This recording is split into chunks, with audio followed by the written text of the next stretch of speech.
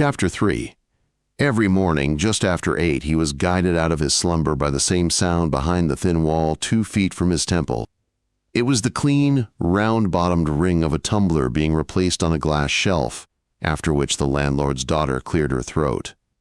Then came the spasmodic trk of a revolving cylinder, then the sound of flushed water, choking, groaning, and abruptly ceasing, then the bizarre internal whine of a bath tap that finally turned into the rustle of a shower. A slip bolt clacked and footsteps receded past his door. From an opposite direction came other footsteps, dark and heavy, with a slight shuffle. That was Mariana Nikolaevna hurrying to the kitchen to get some coffee for her daughter.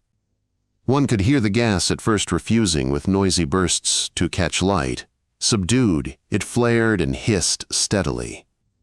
The first footsteps returned, now healed. In the kitchen, a fast, angrily agitated conversation started up. Just as some people speak with a southern or Moscow pronunciation, so did mother and daughter invariably speak to one another in the accents of a quarrel. Their voices were similar, both swarthy and smooth, but one more coarse and somehow cramped, the other freer and purer. In the rumble of the mother's there was a pleading, even a guilty pleading. In the daughter's increasingly short replies there rang hostility. To the accompaniment of this indistinct morning storm, Fyodor Konstantinovich would again fall peacefully asleep. Through his patchily thinning slumber, he made out the sounds of cleaning. The wall would suddenly collapse on him. That meant a mop handle that had been insecurely leaning against his door. Once a week, the janitor's wife, fat, heavily breathing, reeking of stale sweat, came with a vacuum cleaner. And then all hell broke loose. The world was shattered to bits. A hellish grinding pervaded one's very soul, destroying it. And drove Fyodor out of his bed, out of his room, and out of the house. But usually, around 10 o'clock, Mariana Nikolaevna took her turn in the bathroom, and after her came, hawking up phlegm as he went, Ivan Borisovich.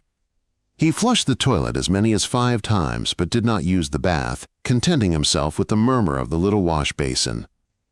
By 10:30, everything in the house was quiet. Mariana Nikolaevna had gone away to do her shopping, Shogolev on his shady affairs.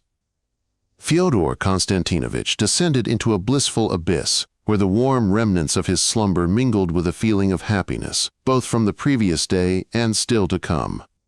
Quite often now he began the day with a poem, lying supine with the first satisfyingly tasty, large and long-lasting cigarette between his parched lips. He again, after a break of almost 10 years, was composing that particular kind of poem of which a gift is made in the evening so as to be reflected in the wave that has carried it out. He compared the structure of these verses with that of the others. The words of the others had been forgotten. Only here and there among the erased letters had rhymes been preserved, rich ones interspersed with poor ones. Kiss bliss, wind in, linden, leaves, grieves. During that 16th summer of his life, he had first taken up the serious writing of poetry. Before that, except for entomological doggerel, there had been nothing. But a certain atmosphere of composition had been long known and familiar to him. At home, everyone did some scribbling. Tanya wrote in a little album with a little key to it. Mother wrote touchingly unpretentious prose poems about the beauty of the native weald. Father and Uncle Oleg made up occasional verses, and these occasions were not infrequent. And Aunt Ksenia, she wrote poems only in French, temperamental and musical ones, with a complete disregard for the subtleties of syllabic verse. Her outpourings were very popular in St. Petersburg society, particularly the long poem La Femme et la Panthère, and also a translation of Apoktin's A Pair of Bays, one stanza of which went: Le gros grec d'Odessa, le juif de Varsovie, le jeune lieutenant, le général âgé. Tous ils cherchaient en elle un peu de folle vie. Finally, there had been one real poet, mother's cousin, Prince Volkovskoy, who had published on velvety paper an exquisitely printed, thick, expensive volume of languorous poems, auroras and stars, all in Italian viney vignettes, with a portrait photograph of the author in the front and a monstrous list of misprints at the back. The verses were broken up into departments: nocturnes, autumn motifs, the chords of love. Most of them were emblazoned with a motto, and under all there was the exact date and place: Sorrento, Fyodor, or in the train. I do not remember anything of these pieces except the oft-repeated word transport, which even then sounded to me like a means of moving from one place to another. My father took little interest in poetry, making an exception only for Pushkin. He knew him as some people know the liturgy, and liked to declaim him while out walking. I sometimes think that an echo of Pushkin's The Prophet still vibrates to this day in some resonantly receptive Asian gully. He also quoted, I remember, the incomparable Butterfly by Fett and Tuchov's Now the Dim Blue Shadows Mingle. But that which our kinsfolk liked, the watery, easily memorized poesy of the end of the last century, avidly waiting to be set to music as a cure for verbal anemia, he ignored utterly. As to avant-garde verse, he considered it rubbish, and in his presence I did not publicize my own enthusiasms in this sphere. Once, when with a smile of irony already prepared he leafed through the books of poets scattered on my desk, and as luck would have it happened on the worst item by the best of them, that famous poem by Bloch where there appears an impossible unbearable gentleman representing Edgar Poe, and where Kovyor, carpet, is made to rhyme with the English sir transliterated as shore. I was so annoyed that I quickly pushed Severianin's The Thunder-Bubbling Cup into his hand so that he could better unburden his soul upon it. In general, I considered that if he would forget for the nonce the kind of poetry I was silly enough to call classicism, and tried without prejudice to grasp what it was I loved so much, he would have understood the new charm that had appeared in the features of Russian poetry. A charm that I sensed even in its most absurd manifestations. But when today I tote up what has remained to me of this new poetry, I see that very little has survived, and what has is precisely a natural continuation of Pushkin. While the motley husk, the wretched sham, the masks of mediocrity and the stilts of talent, everything that my love once forgave or saw in a special light, and that seemed to my father to be the true face of innovation, the mug of modernism as he expressed it, is now so old-fashioned, so forgotten as even Karamzin's verses are not forgotten. And when on someone else's shelf I come across this or that collection of poems which had once lived with me as brother, I feel in them only what my father then felt without actually knowing them. His mistake was not that he ran down all modern poetry indiscriminately, but that he refused to detect in it the long, life-giving ray of his favorite poet. I met her in June 1916. She was 23. Her husband, a distant relative of ours, was at the front. She lived in a small villa inside the boundaries of our estate, and often used to visit us. Because of her, I almost forgot butterflies, and completely overlooked the revolution. In the winter of 1917, she went away to Novorossiysk, and it was only in Berlin that I accidentally heard about her terrible death. She was a thin little thing, with chestnut hair combed high, a gay look in her big black eyes, dimples on her pale cheeks, and a tender mouth which she made up out of a flaken of fragrant ruby-red liquid by putting the glass stopper to her lips. In all her ways there was something I found lovable to the point of tears, something indefinable at the time, but now appearing to me as a kind of pathetic insouciance. She was not intelligent, she was poorly educated and banal, that is, your exact opposite. No, I do not mean at all that I loved her more than you, or that those assignations were happier than my evening meetings with you, but all her shortcomings were concealed in such a tide of fascination, tenderness, and grace, such enchantment flowed from her most fleeting, irresponsible word, that I was prepared to look at her and listen to her eternally. But what would happen now if she were resurrected? I don't know. You should not ask stupid questions. In the evenings I used to see her home. Those walks will come in handy sometime. In her bedroom there was a little picture of the Tsar's family, and a Turgenevian odor of heliotrope. I used to return long after midnight. My tutor, fortunately, had gone back to England, and I shall never forget that feeling of lightness, pride, rapture, and wild night hunger. I particularly yearned for curds and whey with black bread. As I walked along our faithfully and even fawningly soughing avenue toward the dark house, only Mother had a light on, and heard the barking of the watchdogs. It was then also that my versificatory illness began. At times I would be sitting at lunch seeing nothing, my lips moving, and to my neighbor who had asked for the sugar bowl one would pass my glass or a napkin ring. Despite my inexperienced desire to transpose into verse the murmur of love filling me, well do I remember Uncle Oleg saying that if he were to publish a volume of poetry he would certainly call it Heart Murmur. I had already rigged up my own, albeit poor and primitive, wordsmithy. Thus, in selecting adjectives, I was already aware that ones like innumerable or intangible would simply and conveniently fill the yawning gap which was longing to sing from the caesura to the word closing the line, for we shall dream innumerable dreams. And again, that for this last word one could take an additional adjective of only 2 syllables so as to combine it with the long centerpiece of loveliness intangible and tender. A melodic formula which, by the way, has had a quite disastrous. I knew that handy adjectives of the amphibrachtic type, a trisyllable that one visualizes in the shape of a sofa with 3 cushions, the middle one dented, were legion in Russian, and how many such dejected, enchanted, and rebellious I wasted, that we had also plenty of trochees, tender, but far fewer dactyls, sorrowful.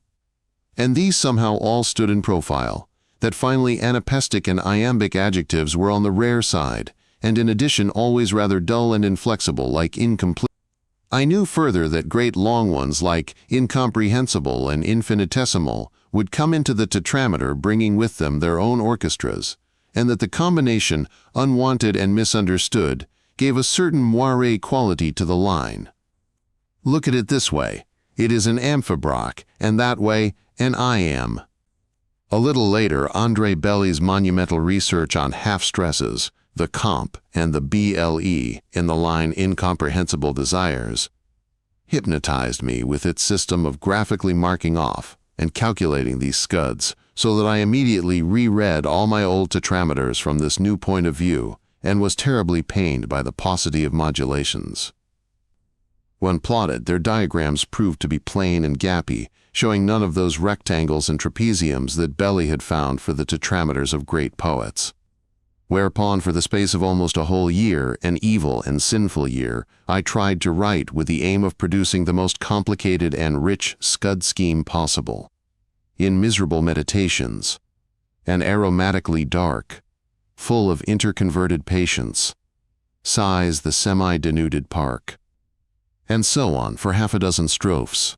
The tongue stumbled, but one's honor was saved. When graphically expressed by joining the half-stresses, ra, med, ar, cal, etc. in the verses, and from one verse to another, this monster's rhythmic structure gave rise to something in the nature of that wobbly tower of coffee pots, baskets, trays, and vases which a circus clown balances on a stick, until he runs into the barrier of the arena when everything slowly leans over the nearest spectators, screaming horribly, but on falling turns out to be safely strung on a cord.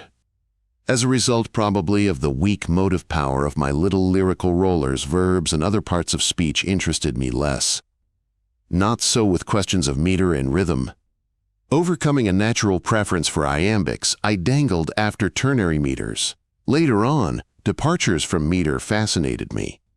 That was the time when Balmont, in his poem beginning "I will be reckless, I will be daring," launched that artificial iambic tetrameter with the bump of an extra syllable after the second foot, in which, as far as I know, not a single good poem was ever written. I would give this prancing hunchback a sunset to carry or a boat, and was amazed that the former faded and the latter sank. Things went easier with the dreamy stutter of Bloch's rhythms, but as soon as I began to use them, my verse was imperceptibly infiltrated by stylized medievalizing, blue page boys, monks, princesses, similar to the way that in a German tale the shadow of Bonaparte visits the antiquary Stolz at night to look for the ghost of its tricorn. As my hunt for them progressed, rhymes settled down into a practical system somewhat on the order of a card index. They were distributed in little families, rhyme clusters, rhymescapes. Letucci, flying, immediately grouped clouds, over the Cruci, steeps, of the ZH Gucci, burning, desert, and of Neminucci, inevitable, fate. Nebosklon, sky, let the muse onto the Balkan, balcony, and showed her a Clyon, maple. Sveti, flowers, and Tai thou summoned Mekti, fancies, In the midst of temnoti, darkness. Sveci, pleci, feci, vestreci, and reci, tapers, shoulders, meetings, and speeches, created the old-world atmosphere of a ball at the Congress of Vienna or on the town governor's birthday. Glaza, eyes, shone blue in the company of Biryuza, turquoise, Groza, thunderstorm, and Strakoza, dragonfly, and it was better not to get involved in the series. Derivia, trees, found themselves dully paired with Kochivia, nomad encampments, as happens in the game in which one has to collect cards with the names of cities, with only 2 representing Sweden, but a dozen in the case of France. Viter, wind, had no mate, except for a not very attractive setter running about in the distance, but by shifting into the genitive, one could get words ending in meter to perform vitra geomitra. There were also certain treasured freaks, rhymes to which, like rare stamps in an album, were represented by blanks. Thus, it took me a long time to discover that amethystivi, amethystine, could be rhymed with perelistive, turn the pages, with nistavi, furioso, and with the genitive case of an utterly unsuitable pristav, police constable. In short, it was a beautifully labeled collection that I had always close to hand. I do not doubt that even then, at the time of that ugly, crippling school, which I would hardly have bothered with at all, were I a typical poet who never fell for the blandishments of harmonious prose, I nevertheless knew true inspiration.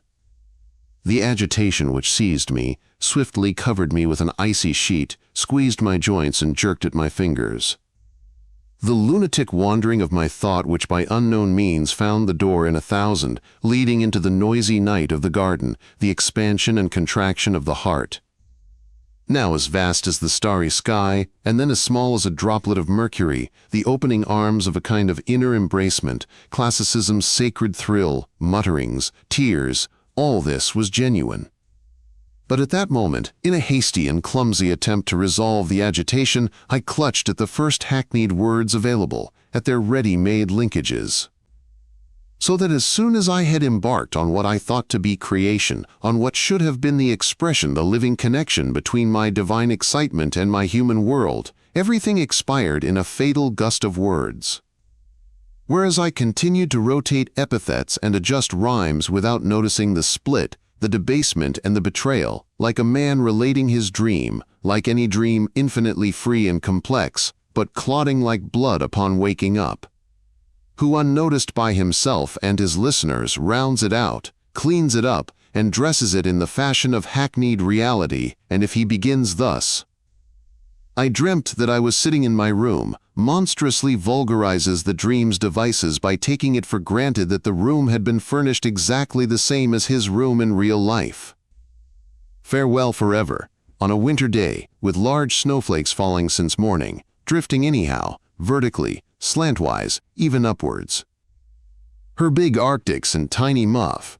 She was taking away with her absolutely everything, including the park where they used to meet in summer. There remained only his rhymed inventory, plus the briefcase under his arm, the shabby briefcase of an upper former who had skipped school. An odd constraint, the desire to say something important, silence, vague, insignificant words. Love, to put it simply, repeats at the last parting the musical theme of shyness that precedes its first avowal. The reticulate touch of her salty lips through the veil. At the station there was vile animal bustle. This was the time when the black and white seeds of the flower of happiness, sunshine and freedom were being liberally sown. Now it has grown up. Russia is populated with sunflowers. This is the largest, most fat-faced, and stupidest of flowers. Poems about parting, about death, about the past. It is impossible to define, but it seems this happened abroad, the exact period of change in my attitude to writing poetry, when I became sick of the workshop, the classification of words and the collection of rhymes. But how excruciatingly difficult it was to break, scatter, and forget all that. Faulty habits clung firmly. Words accustomed to go together did not want to be uncoupled. In themselves, they were neither bad nor good, but their combination in groups, the mutual guarantee of rhymes, the rank-grown rhythms, all this made them foul, hideous, and dead. To consider himself a mediocrity was hardly any better than believing he was a genius. Fyodor doubted the first and conceded the second, but more important, strove not to surrender to the fiendish despair of a blank sheet. Since there were things he wanted to express just as naturally and unrestrainedly as the lungs want to expand, hence words suitable for breathing ought to exist. The oft-repeated complaints of poets that, alas, no words are available, that words are pale corpses, that words are incapable of expressing our thingamy-bob feelings, and to prove it, a torrent of trochaic hexameters is set loose, seemed to him just as senseless as the staid conviction of the eldest inhabitant of a mountain hamlet that yonder mountain has never been climbed by anyone and never will be. One fine, cold morning a long, lean Englishman appears and cheerfully scrambles. The first feeling of liberation stirred in him when he was working on the little volume Poems, published 2 years ago now. It had remained in his consciousness as a pleasant exercise. 1 or 2 out of those 50 octaves, it was true, he was now ashamed of, for example that one about the bicycle or the dentist. But on the other hand, there were some vivid and genuine bits. The Lost and Found Ball, for instance, had come out very nicely, and the rhythm of its last 2 lines still continued to sing in his ear with the same inspired expressiveness as before. He had published the book at his own expense, having sold an accidental survivor of his former wealth, a flat, gold cigarette case with the date of a distant summer night scratched on it, oh, that creak of her wicket gate wet with dew. And out of the total of 500 copies printed, 429 still lay, dusty and uncut, forming a neat mesa in the distributor's warehouse. 19 had been presented to different people, and 1 he had kept himself. Sometimes he wondered about the exact identity of the 51 who had bought his book. He imagined a roomful of these people, like a meeting of stockholders, readers of Godunov Cherdintsev, and they were all alike, with thoughtful eyes and a small white volume in their affectionate hands. He learned for sure the fate of only 1 copy. It had been bought 2 years ago by Zina Mertz. He lay and smoked and gently composed, reveling in the womb-like warmth of the bed, the quietness of the flat, and the lazy passage of time. Mariana Nikolaevna would not be returning for a while, and dinner was not earlier than 1:15. During the past 3 months, the room had been completely domesticated, and its movement in space now coincided exactly with that of his life. The ring of a hammer, the hiss of a pump, the roar of an engine being checked, German bursts of German voices, all this humdrum complex of noises coming every morning from left of the yard, where there were garages and car workshops, had long since become familiar and harmless, a barely noticeable pattern in the stillness and not a violation of it. He could touch the little table by the window with his toe if he stretched it from under the army blanket. And with a sideways projection of his arm he could reach the wardrobe by the left wall, which, by the way, sometimes for no reason, suddenly opened with the officious look of some fool of an actor who has come onto the stage at the wrong time. On the table stood the Lashino photograph, a bottle of ink, a lamp beneath cloudy glass, and a saucer with traces of jam on it. Reviews were lying around, the Soviet Krasnaya November and the émigré Sovremenye Zapiski, and a little volume of verse by Konchaev, Communication, which had only just come out. Collapsed on the rug by his couch were yesterday's paper and an émigré edition of Dead Souls. None of this did he see for the moment, but it was all there, a small society of objects schooled to become invisible, and in this finding their purpose, which they could only fulfill through the constancy of their miscellaneousness. His euphoria was all-pervading, a pulsating mist that suddenly began to speak with a human voice. Nothing in the world could be better than these moments. Love only what is fanciful and rare, what from the distance of a dream steals through, what knaves condemn to death and fools can't bear. To fiction be as to your country true. Now is our time. Stray dogs and cripples are alone awake. Mild is the summer night. A car speeds by. Forever that last car has taken the last banker out of sight. Near that streetlight veined lime leaves masquerade in chrysoprase with a translucent gleam. Beyond that gate lies Baghdad's crooked shade, and yon star sheds on Pulkovo its beam. Oh, swear to me. From the hall came the jangling peal of the telephone. By tacit consent, Fyodor attended to it when the others were out. And what if I don't get up now? The ringing went on and on, with brief pauses to catch its breath. It did not wish to die. It had to be killed. Unable to hold out, with a curse Fyodor gained the hall phantom fast. A Russian voice asked irritably who was speaking. Fyodor recognized it instantly. It was an unknown person, by the whim of chance a fellow countryman, who already the day before had got the wrong number and now again, because of the similarity of the numbers, had blundered into the wrong connection. "For Christ's sake, go away," said Fyodor, and hung up with disgusted haste. He visited the bathroom for a moment, drank a cup of cold coffee in the kitchen, and dashed back into bed. What shall I call you? Half Mnemosyne? There's a half shimmer in your surname, too. In dark Berlin, it is so strange to me to roam, oh my half fantasy, with you. A bench stands under the translucent tree. Shivers and sobs reanimate you there, and all life's wonder in your gaze I see, and see the pale fair radiance of your hair. In honor of your lips when they kiss mine, I might devise a metaphor sometime. Tibetan mountain snows, their glancing shine, and a hot spring near flowers touched with rime. Our poor nocturnal property, that wet asphaltic gloss, that fence and that streetlight, upon the ace of fancy, let us set to win a world of beauty from the night. Those are not clouds, but star-high mountain spurs, not lamplit blinds, but camplight on a tent. Oh, swear to me that while the heart-blood stirs, you will be true to what we shall invent. At midday, the peck of a key, now we switch to the prose rhythm of Billy, was heard, and the lock reacted in character, clacking. That was Mariana, stopgap. Nikolavna, home from the market. With a ponderous step and a sickening swish of her mackintosh, she carried a 30-pound netful of shopping past his door and into the kitchen. Muse of Russian prose rhythm, say farewell forever to the cabbage dactylics of the author of Moscow. All feeling of comfort was now gone. Of the morning capaciousness of time, nothing remained.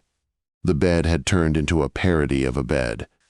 In the sounds of dinner being prepared in the kitchen there was an unpleasant reproach, and the perspective of washing and shaving seemed as flat and impossible as the perspective of the early Italians. And with this, too, you will have to part some day. 12:15, 12:20, half past. He allowed himself one last cigarette in the tenacious, although already tedious warmth of the bed. The anachronism of his pillow became more and more obvious. Without finishing his cigarette, he got up and passed immediately from a world of many interesting dimensions into one that was cramped and demanding, with a different pressure, which instantly caused his body to tire and his head to ache. Into a world of cold water, the hot was not running today. A poetic hangover, dejection, the sad animal. The day before he had forgotten to rinse his safety razor. Between its teeth there was stony foam. The blade had rusted, and he had no other.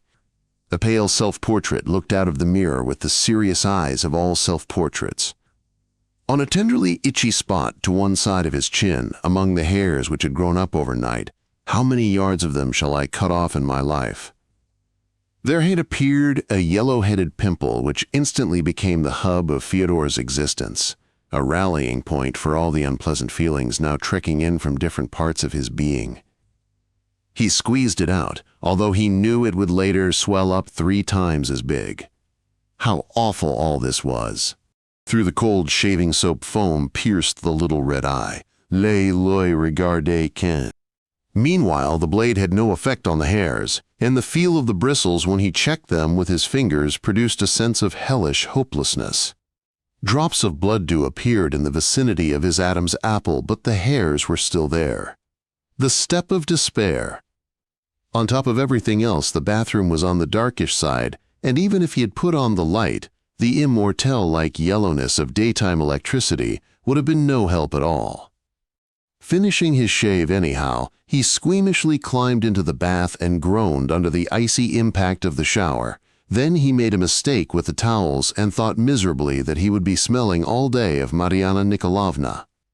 The skin of his face smarted, revoltingly chaffish, with one particularly hot little ember on the side of his chin. And suddenly the door handle of the bathroom was jerked vigorously. That was Shogolov returning.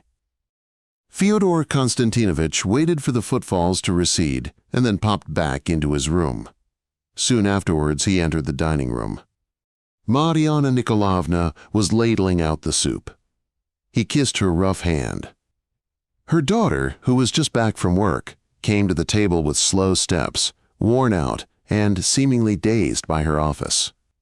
She sat down with graceful languor, a cigarette in her long fingers, powder on her lashes, a turquoise silk jumper, short-cut fair hair brushed back from the temple, sullenness, silence, ash. Shogolov gulped down a dram of vodka, tucked his napkin into his collar and began to slop up his soup, looking over his spoon affably but cautiously at his stepdaughter. She was slowly mixing a white exclamation mark of sour cream into her borscht, but then, shrugging her shoulders, she pushed her plate away. Mariana Nikolavna, who had been gloomily watching her, threw her napkin on the table and left the dining room. "Come on, eat, Aida," said Shogolov, thrusting out his wet lips.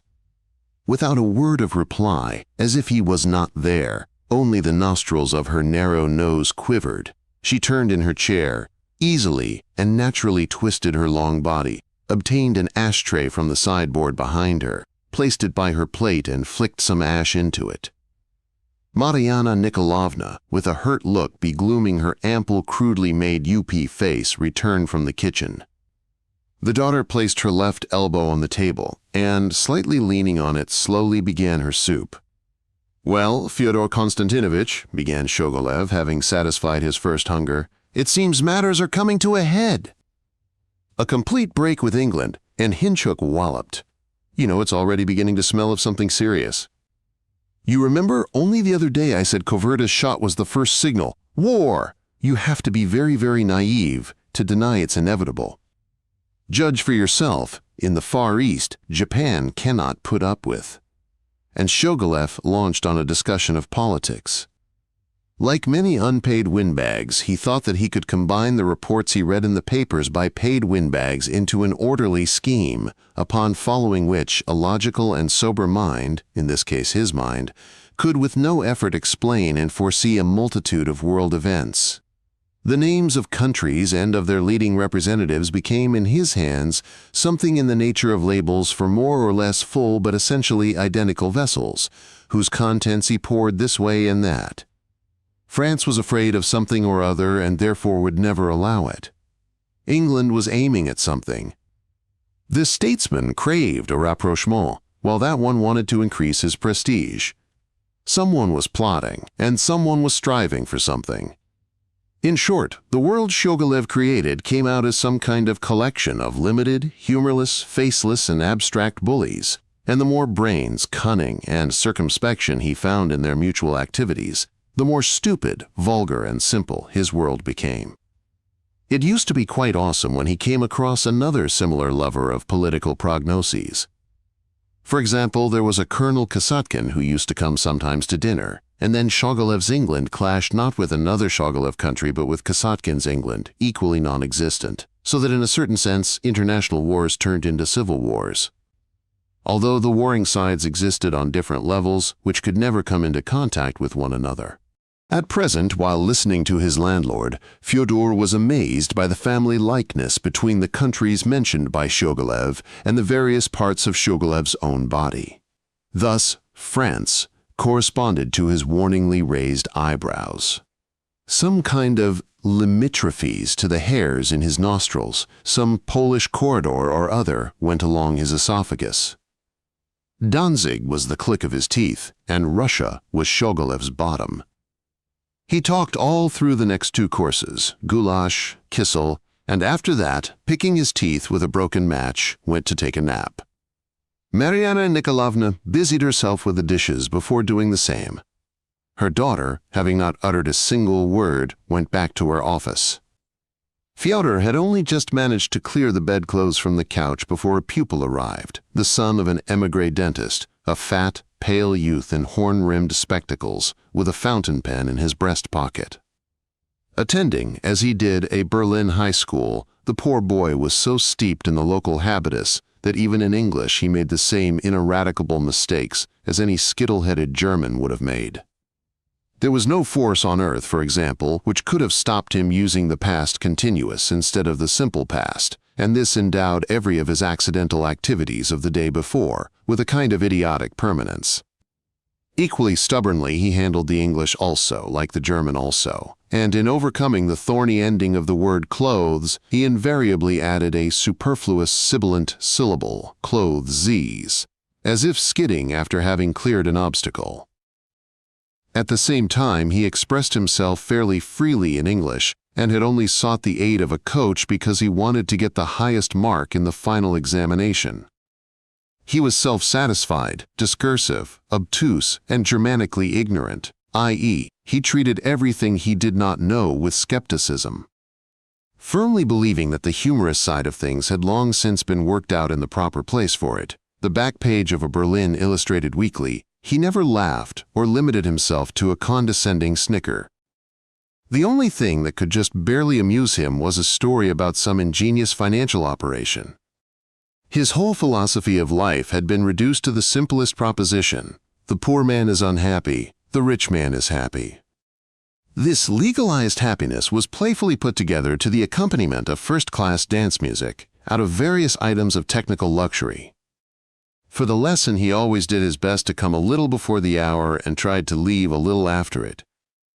Hurrying to his next trial, Fyodor left together with him, and the latter, accompanying him as far as the corner, endeavored to collect a few more English expressions gratis, but Fyodor, with dry glee, lapsed into Russian. They parted at the crossroads. It was a windy and shabby crossroads, not quite grown to the rank of a square, although there was a church, and a public garden, and a corner pharmacy, and a public convenience with thujas around it. And even a triangular island with a kiosk, at which tram conductors regaled themselves with milk. A multitude of streets diverging in all directions, jumping out from behind corners and skirting the above-mentioned places of prayer and refreshment, turned it all into one of those schematic little pictures on which are depicted for the edification of beginning motorists all the elements of the city, all the possibilities for them to collide. To the right, one saw the gates of a tram depot with 3 beautiful birches standing out against its cement background. And if, say, some absent-minded tram driver forgot to pause by the kiosk 3 yards before the lawful tram stop, a woman with parcels invariably making fussily to get off and being held back by everybody, in order to throw the switch with the point of his iron rod, alas, such absent-mindedness almost never occurred, the tram would have solemnly turned in under the glass dome where it spent the night and was serviced. The church which loomed to the left was encircled with a low belt of ivy. In the parterre surrounding it grew several dark bushes of rhododendron with purple flowers, and at night one used to see a mysterious man here with a mysterious lantern looking for earthworms on the turf. For his birds? For fishing? Opposite the church, across the street, beneath the radiance of a lawn sprinkler that waltzed on one spot, with the ghost of a rainbow in its dewy arms, was the green oblong lawn of the public garden, with young trees along either side, a silver fir among them, and a pie-shaped walk, in whose shadiest corner there was a sandpit for children. But we touch this kind of rich sand only when we are burying someone we know. Behind the garden there was an abandoned soccer field, along which Fyodor walked toward the Kurfürstendamm.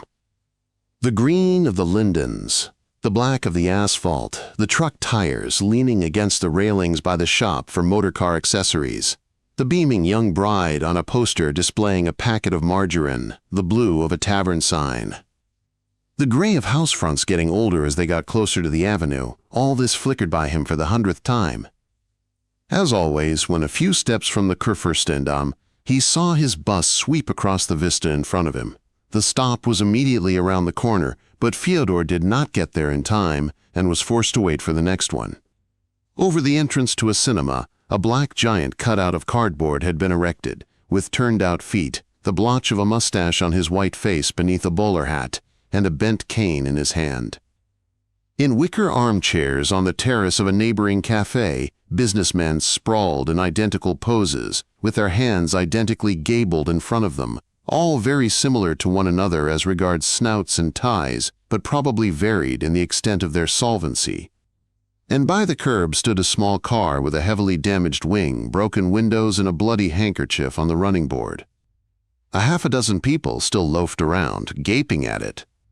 Everything was sun-mottled. A puny old man with a dyed little beard and wearing cloth spats sat sunning himself on a green bench, with his back to the traffic, while opposite him across the sidewalk, an elderly, rosy-faced beggar woman with legs cut off at the pelvis was set down like a bust at the foot of a wall and was selling paradoxical shoelaces. Between the houses could be seen a vacant lot, and on it something was modestly and mysteriously blooming. Beyond it, the continuous, slaty black backs of houses that seemed to have turned to leave carried strange, attractive, and seemingly completely autonomous whitish designs, reminding one not quite of the canals on Mars, and not quite of something very distant and half-forgotten. Like an accidental expression from a once-heard fairy tale or old scenery for some unknown play. Down the helical stairs of the bus that drew up came a pair of charming silk legs. We know, of course, that this has been worn threadbare by the efforts of 1,000 male writers. But nevertheless, down they came, these legs, and deceived, the face was revolting. Fyodor climbed aboard, and the conductor, on the open top deck, smote its plated side with his palm to tell the driver he could move on. Along this side and along the toothpaste advertisement upon it swished the tips of soft maple twigs, and it would have been pleasant to look down from above on the gliding street ennobled by perspective, if it were not for the everlasting, chilly thought. There he is, a special, rare, and as yet undescribed and unnamed variant of man. And he is occupied with God knows what, rushing from lesson to lesson, wasting his youth on a boring and empty task. On the mediocre teaching of foreign languages, when he has his own language, out of which he can make anything he likes, a midge, a mammoth, 1,000 different clouds.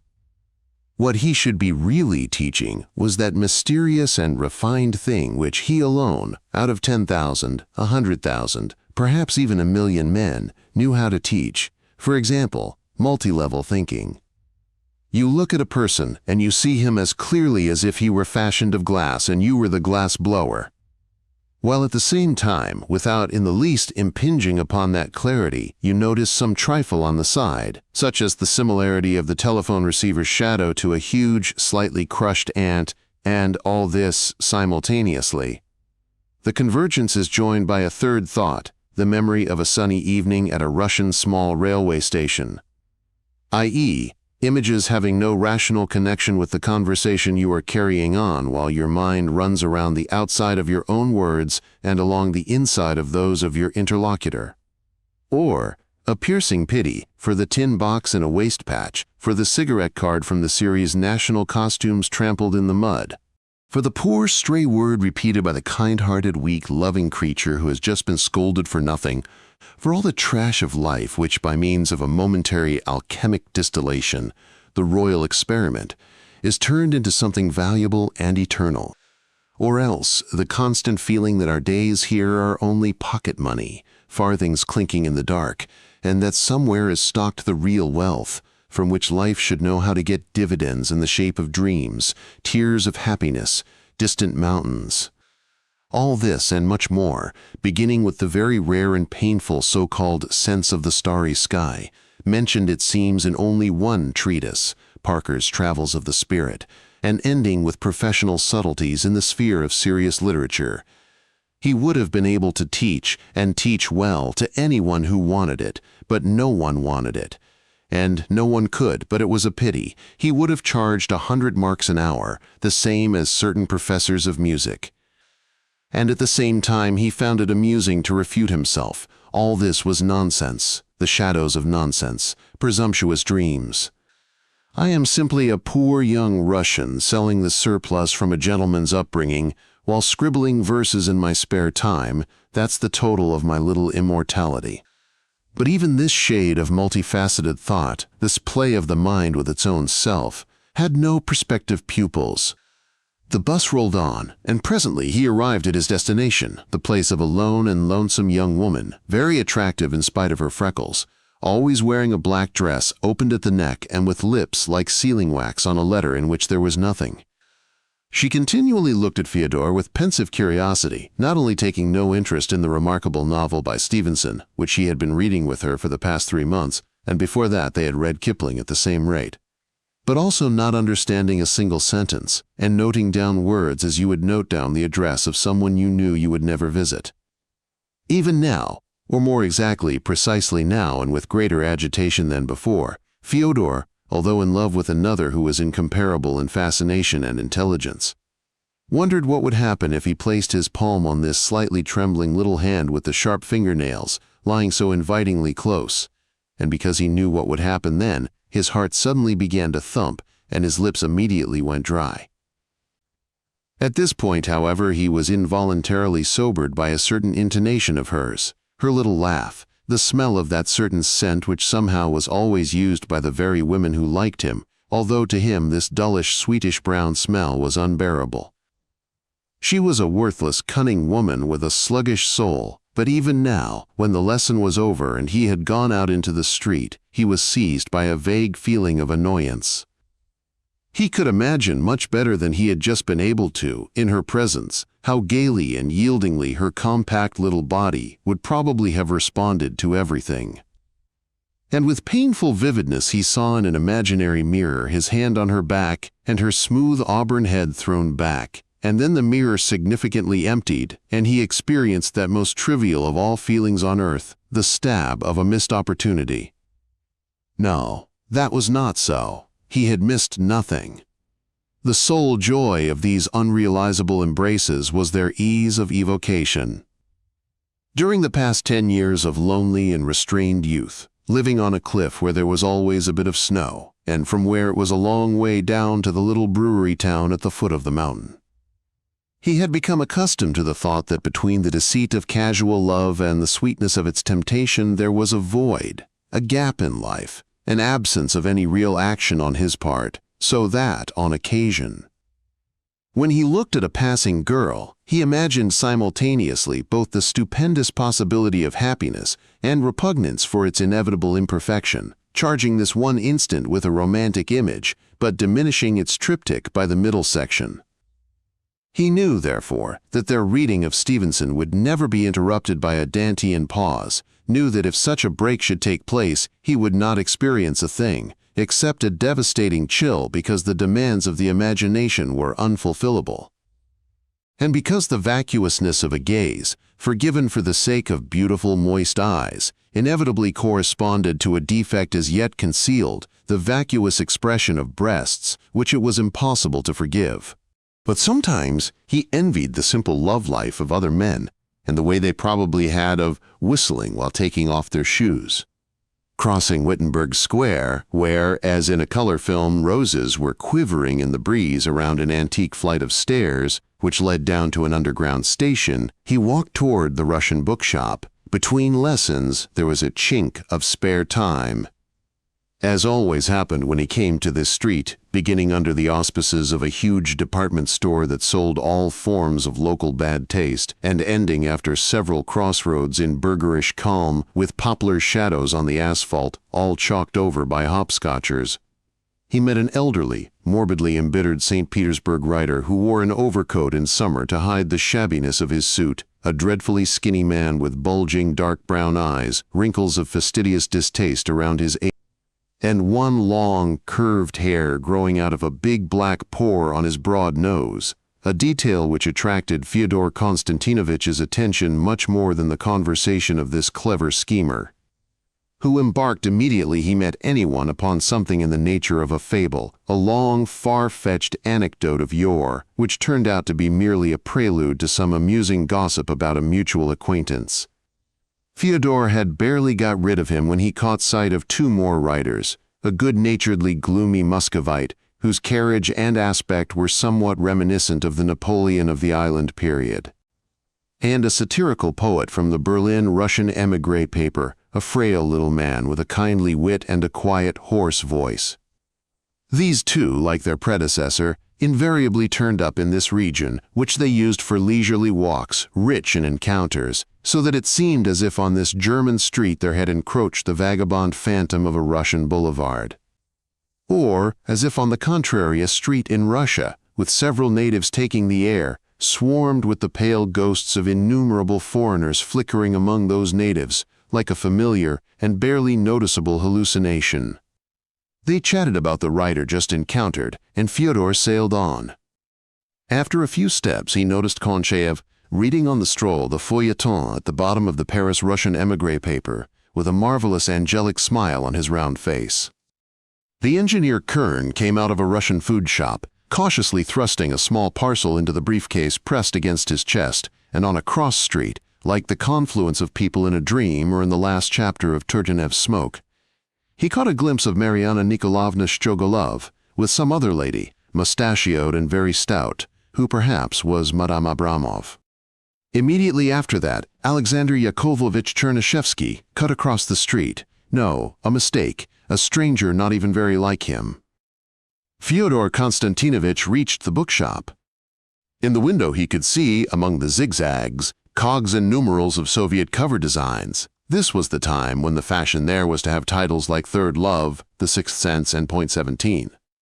Several new émigré publications, a corpulent new romance by General Kachurin, The Red Princess, Konchev's Communication, the pure white paperbacks of two venerable novelists, an anthology of recitable poetry published in Riga, the minute palm-sized volume of a young poetess, a handbook What a Driver Should Know, and the last work of Dr. Uden, The Foundations of a Happy Marriage. There were also several old St. Petersburg engravings, in one of which a mirror-like transposition had put the rostral column on the wrong side of the neighboring buildings. The owner of the shop was not there. He had gone to the dentist's, and his place was being taken by a rather accidental young lady reading a Russian translation of Kellerman's The Tunnel in a fairly uncomfortable pose in the corner.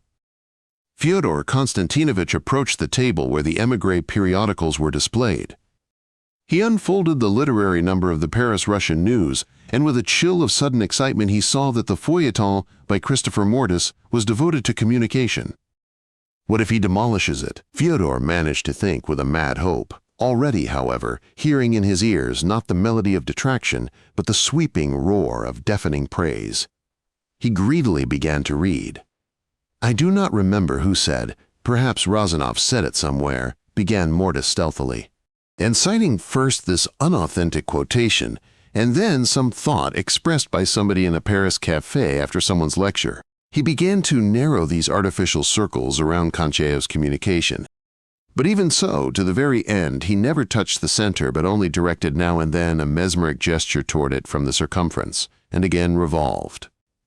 The result was something in the nature of those black spirals on cardboard circles which are everlastingly spinning in the windows of Berlin ice cream parlors in a crazy effort to turn into bullseyes. It was a venomously disdainful dressing down without a single remark to the point, without a single example, and not so much the critic's words as his whole manner made a pitiful and dubious phantom out of a book which Mortis could not fail to have read with delight, and from which he avoided quoting in order not to damage himself with the disparity between what he wrote and what he was writing about. The whole review seemed to be a séance for the summoning of a spirit which is announced in advance to be, if not a fraud, at least a delusion of the senses. These poems, ended Mortis, induce in the reader an indefinite but insuperable repulsion. People friendly to Konchaev's talent will probably think them enchanting. We shall not quarrel. Perhaps this is really so.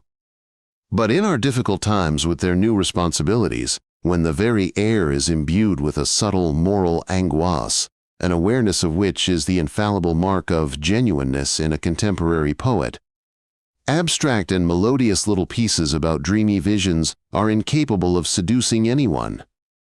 And in truth, it is with a kind of joyous relief that one passes from them to any kind of human document, to what one can read between the words in certain Soviet writers granted even without talent, to an artless and sorrowful confession, to a private letter dictated by emotion and despair. At first, Fyodor Konstantinovich felt an acute, almost physical pleasure from this article, but it immediately dispersed and was replaced by a queer sensation, as if he had been taking part in a sly, evil business. He recalled Konchayev's smile of a moment ago, over these very lines, of course, and it occurred to him that a similar smile might apply to him, Godunov-Cherdintsev, whom envy had leagued with the critic. Here he recalled that Konchayev himself in his critical reviews had more than once, from the heights, and in fact, just as unscrupulously, stung Mortis, who was, by the way, in private life, a woman of middle age, the mother of a family, who in her youth had published excellent poems in the St. Petersburg Review Apollo, and who now lived modestly 2 steps from the grave of Marie Bashkirtsev, suffering from an incurable eye illness which endowed Mortis, every line with a kind of tragic value. And when Fyodor realized the infinitely flattering hostility of this article, he felt disappointed that no one wrote about him like that.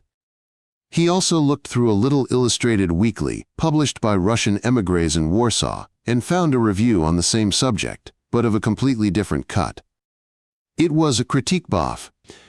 The local Valentin Linyov, who from issue to issue used to pour out his formless, reckless, and not altogether grammatical literary impressions, was famous not only for not being able to make sense of the book he reviewed, but also for not having, apparently, read it to the end. Jauntily using the author as a springboard, carried away by his own paraphrase, extracting isolated phrases in support of his incorrect conclusions, misunderstanding the initial pages and thereafter energetically pursuing a false trail, he would make his way to the penultimate chapter in the blissful state of a passenger who still does not know, and in his case never finds out, that he has boarded the wrong train. It invariably happened that having leafed blindly through a long novel or a short story, size played no part in it, he would provide the book with his own ending, usually exactly opposite to the author's intention. In other words, if, say, Gogol had been a contemporary and Linyov were writing about him, Linyov would remain firmly of the innocent conviction that Hlistakov was indeed the Inspector General. But when, as now, he wrote about poetry, he artlessly employed the device of so-called interquotational footbridges. His discussion of Konchayev's book boiled down to his answering for the author a kind of implied album questionnaire. Your favorite flower? Favorite hero? Which virtue do you prize most? The poet, Linyov, wrote of Konchayev. Likes. There followed a string of quotations, forcibly distorted by their combination and the demands of the accusative case. He dreads more bleeding stumps of verse. He finds solace in muse, but on the other hand, 3/4 of a line turned by means of quotes into a flat statement. At times it seems to him that, and here Linyov inadvertently extricated something more or less whole, days of ripening vines. In the avenues, blue-shaded statues. The fair heavens that lean on the motherland's shoulders of snow. And it was as if the voice of a violin had suddenly drowned the hum of a patriarchal cretin. On another table, a little farther, Soviet editions were laid out, and one could bend over the morass of Moscow magazines, over a hell of boredom, and even try to make out the agonizing constriction of capitalized abbreviations, carried like doomed cattle all over Russia and horribly recalling the lettering on freight cars, the banging of their buffers, the clanking, the hunchbacked greaser with a lantern, the piercing melancholy of God-forsaken stations, the shudder of Russian rails, infinitely long-distance trains. Between the star and the red lamp, trembling in railway smoke, lay an edition of the Soviet chess magazine 8x8. As Fyodor leafed through it, rejoicing over the human language of the problem diagrams, he noticed a small article with the picture of a thin-bearded old man glowering over his spectacles. The article was headed, Chernyshevsky in Chess. He thought that this might amuse Alexander Yakovlevich, and partly for this reason, and partly because in general he liked chess problems, he took the magazine. The girl, tearing herself away from Kellerman, couldn't say how much it cost, but knowing that Fyodor was anyway in debt to the shop, she indifferently let him go. He went away with the pleasant feeling that he would have some fun at home. Being not only an excellent solver of problems, but also being gifted to the highest degree with the ability to compose them, he found therein not only a rest from his literary labors, but certain mysterious lessons. As a writer, he derived something from the very sterility of these exercises. A chess composer does not necessarily have to play well. Fyodor was a very indifferent player, and played unwillingly. He was fatigued and infuriated by the disharmony between the lack of stamina of his chess thought in the process of the contest and that exclamation mark rating brilliance for which it strove. For him, the construction of a problem differed from playing in about the same way as a verified sonnet does from the polemics of publicists. The making of such a problem began far from the board, as the making of verse began far from paper, with the body in a horizontal position on the sofa, i.e., when the body becomes a distant dark blue line, its own horizon. When suddenly, from an inner impulse which was indistinguishable from poetic inspiration, he envisioned a bizarre method of embodying this or that refined idea for a problem, say, the combination of two themes, the Indian and the Bristol, or something completely new. For some time he delighted with closed eyes in the abstract purity of a plan realized only in his mind's eye. Then he hastily opened his morocco board and the box of weighty pieces, set them out roughly, on the run. And it immediately became clear that the idea so purely embodied in his brain would demand here on the board, in order to free it of its thick, carved shell, inconceivable labors, a maximum of mental strain, endless trials and worries. And most of all, that consistent resourcefulness out of which, in the chess sense, truth is constructed. Pondering the alternatives, thus and thus excluding cumbrous constructions, the blots and blanks of support pawns, struggling with duels, he achieved the utmost accuracy of expression, the utmost economy of harmonious forces. If he had not been certain, as he also was in the case of literary creation, that the realization of the scheme already existed in some other world, from which he transferred it into this one, then the complex and prolonged work on the board would have been an intolerable burden to the mind. Since it would have to concede, together with the possibility of realization, the possibility of its impossibility. Little by little, the pieces and squares began to come to life and exchange impressions. The crude might of the queen was transformed into refined power, restrained and directed by a system of sparkling levers. The pawns grew cleverer. The knight stepped forth with a Spanish caracole. Everything had acquired sense, and at the same time everything was concealed. Every creator is a plotter, and all the pieces impersonating his ideas on the board were here as conspirators and sorcerers. Only in the final instant was their secret spectacularly exposed. One or two more refining touches, one more verification, and the problem was ready. The key to it, White's first move, was masked by its apparent absurdity, but it was precisely by the distance between this and the dazzling denouement that one of the problem's chief merits was measured. And in the way that one piece, as if greased with oil, went smoothly behind another after slipping across the whole field and creeping up under its arm, constituted an almost physical pleasure, the titillating sensation of an ideal fit. Now on the board there shone, like a constellation, a ravishing work of art, a planetarium of thought. Everything here cheered the chess player's eye, the wit of the threats and defenses, the grace of their interlocked movement, the purity of the mates, so many bullets for exactly so many hearts. Every polished piece seemed to be made especially for its square, but perhaps the most fascinating of all was the fine fabric of deceit, the abundance of insidious tries, the refutation of which had its own accessory beauty, and of false trails carefully prepared for the reader. The third lesson that Friday was with Vasiliev. The editor of the Berlin Émigré Daily had established relations with an obscure English periodical and now contributed a weekly article to it on the situation in Soviet Russia. Having a smattering of the language, he wrote his article out in rough, with gaps in Russian phrases interspersed, and demanded from Fyodor a literal translation of the usual phrases found in leaders. "You're only young once, wonders never cease. This is a lion and not a dog, Krylov. Troubles never come singly. Peter's been paid without robbing Paul, jack of all trades, master of none. You can't make a silk purse out of a sow's ear. Necessity is the mother of invention. It's only a lover's tiff. Hark at the pot calling the kettle black. Birds of a feather flock together. The poor man always gets the blame. It's no use crying over spilt milk. We need reform, not reforms." And very often there occurred the expression, "It produced the impression of an exploding bomb." Fyodor's task consisted in dictating from Vasiliev's rough copy Vasiliev's article in its corrected form direct into the typewriter. This seemed extraordinarily practical to Vasiliev, but actually the dictation was monstrously dragged out as a result of the agonizing pauses. But oddly enough, the method of using old saws and fables turned out to be a condensed way of conveying something of the moralities characteristic of all conscious manifestations of the Soviet authorities. Reading through the finished article, which had seemed rubbish as he dictated it, Fyodor detected under the clumsy translation and the author's journalistic effects the movement of a logical and forceful idea, which progressed steadily toward its goal and calmly produced a mate in the corner.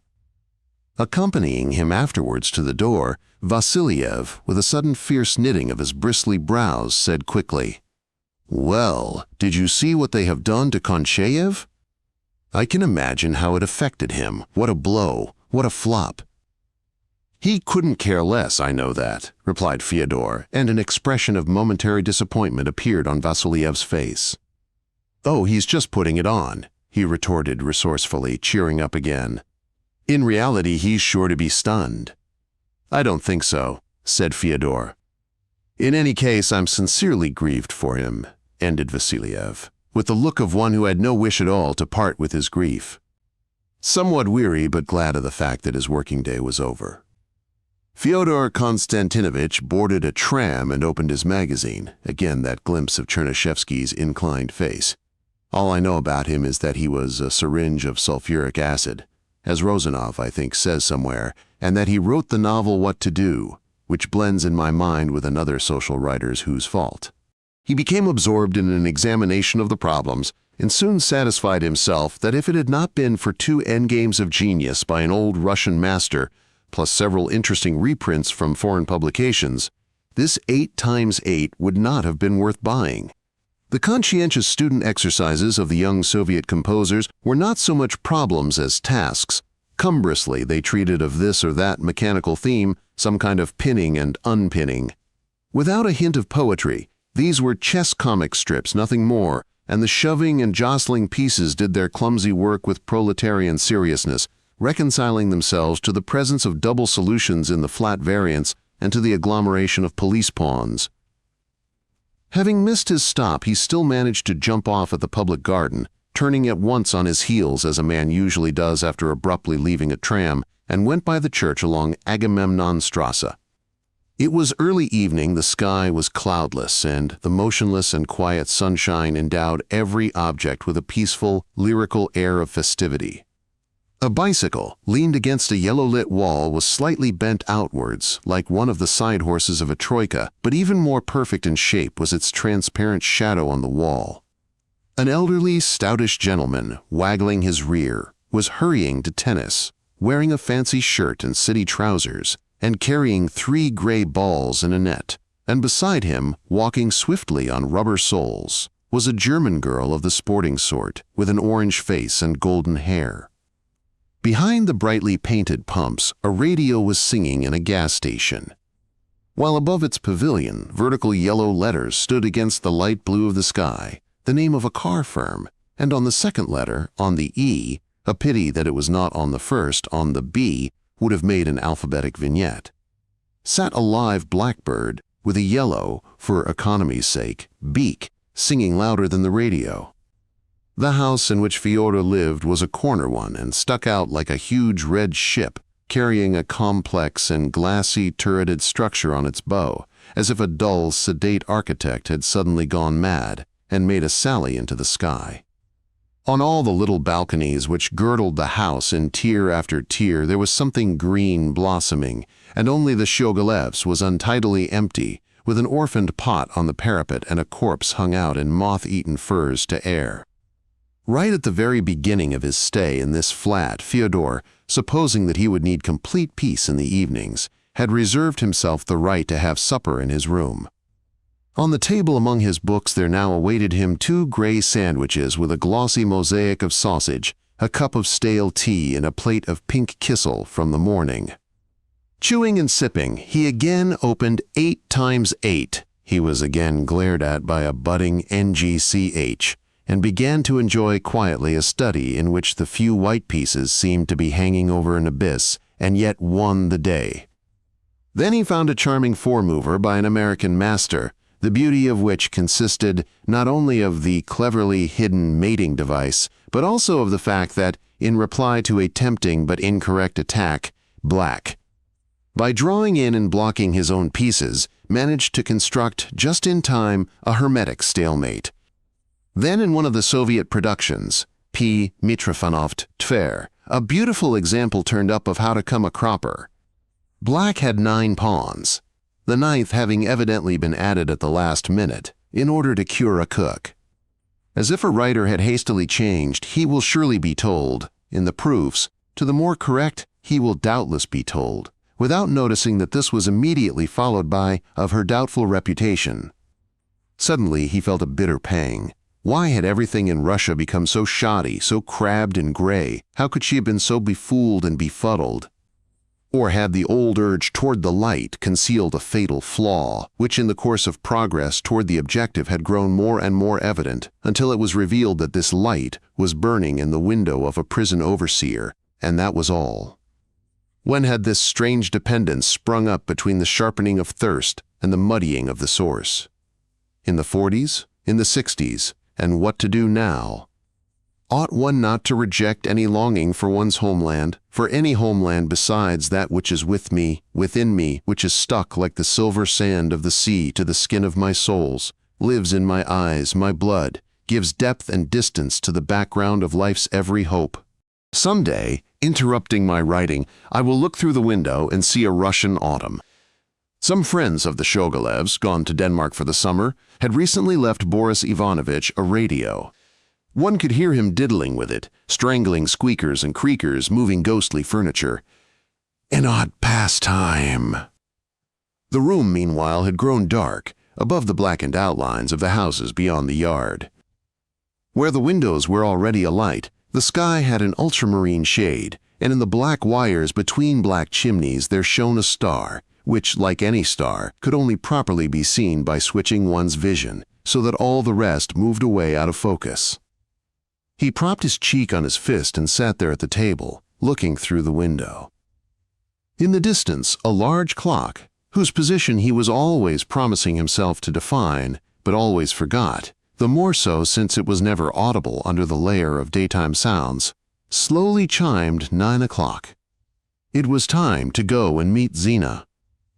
They usually met on the other side of the railway bridge, on a quiet street in the vicinity of Grunewald, where the massifs of the houses, dark crossword puzzles, in which not everything was yet filled in by yellow light, were interrupted by waste plots, kitchen gardens, and coal houses, where there was, by the way, a remarkable fence made out of another one which had been dismantled somewhere else, perhaps in another town, and which had previously surrounded the camp of a wandering circus, but the boards had now been placed in senseless order and reshuffled during transit, had disintegrated into their component parts.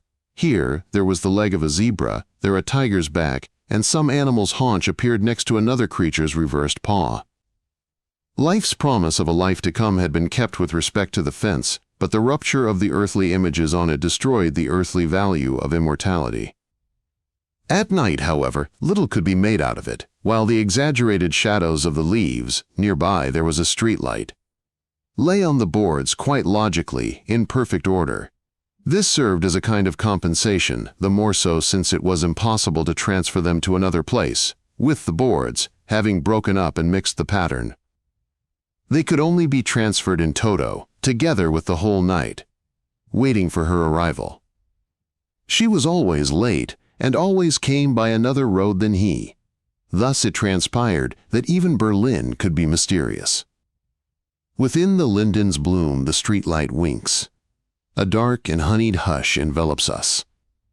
Across the curb one's passing shadow slinks. Across a stump a sable ripples thus. The night sky melts to peach beyond that gate. There water gleams, there Venice vaguely shows. Look at that street, it runs to China straight, and yonder star above the Volga glows. Oh, swear to me to put in dreams your trust, and to believe in fantasy alone, and never let your soul in prison rust, nor stretch your arm and say, a wall of stone.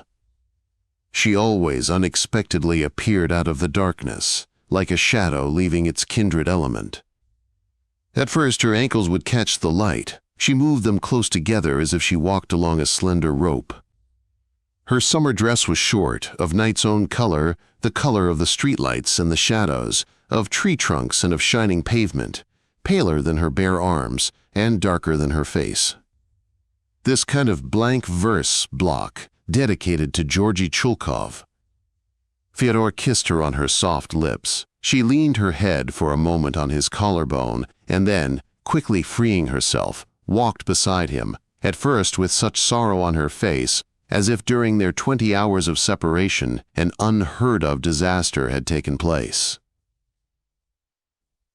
But then little by little she came to herself and now smiled as she never did during the day. What was it about her that fascinated him most of all? Her perfect understanding, the absolute pitch of her instinct for everything that he himself loved?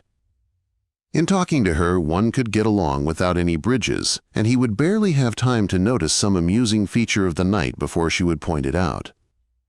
And not only was Zina cleverly and elegantly made to measure for him by a very painstaking fate, but both of them, forming a single shadow, were made to the measure of something not quite comprehensible, but wonderful and benevolent, and continuously surrounding them. When he had first moved in with the Shogolevs and seen her for the first time, he had had the feeling that he already knew a great deal about her, that even her name had been long familiar to him, and certain characteristics of her life. But until he spoke to her, he was unable to make out whence and how he knew it. At first he saw her only at dinner, and he watched her carefully, studying her every movement. She hardly spoke to him, although by certain signs, not so much by the pupils of her eyes as by their luster that seemed slanted at him, he felt that she was noticing every glance of his, and that all her movements were restricted by the lightest shrouds of that very impression she was producing on him. And because it seemed completely impossible to him that he should have any part in her life, he suffered when he detected something particularly enchanting in her, and was glad and relieved when he glimpsed some flaw in her beauty. Her pale hair, which radiantly and imperceptibly merged into the sunny air around her head, the light blue vein on her temple, another on her long, tender neck, her delicate hand, her sharp elbow, the narrowness of her hips, the weakness of her shoulders, and the peculiar forward slant of her graceful body. As if the floor over which, gathering speed like a skater, she hastened, was always gently sloping away toward the haven of the chair or table on which lay the object she sought.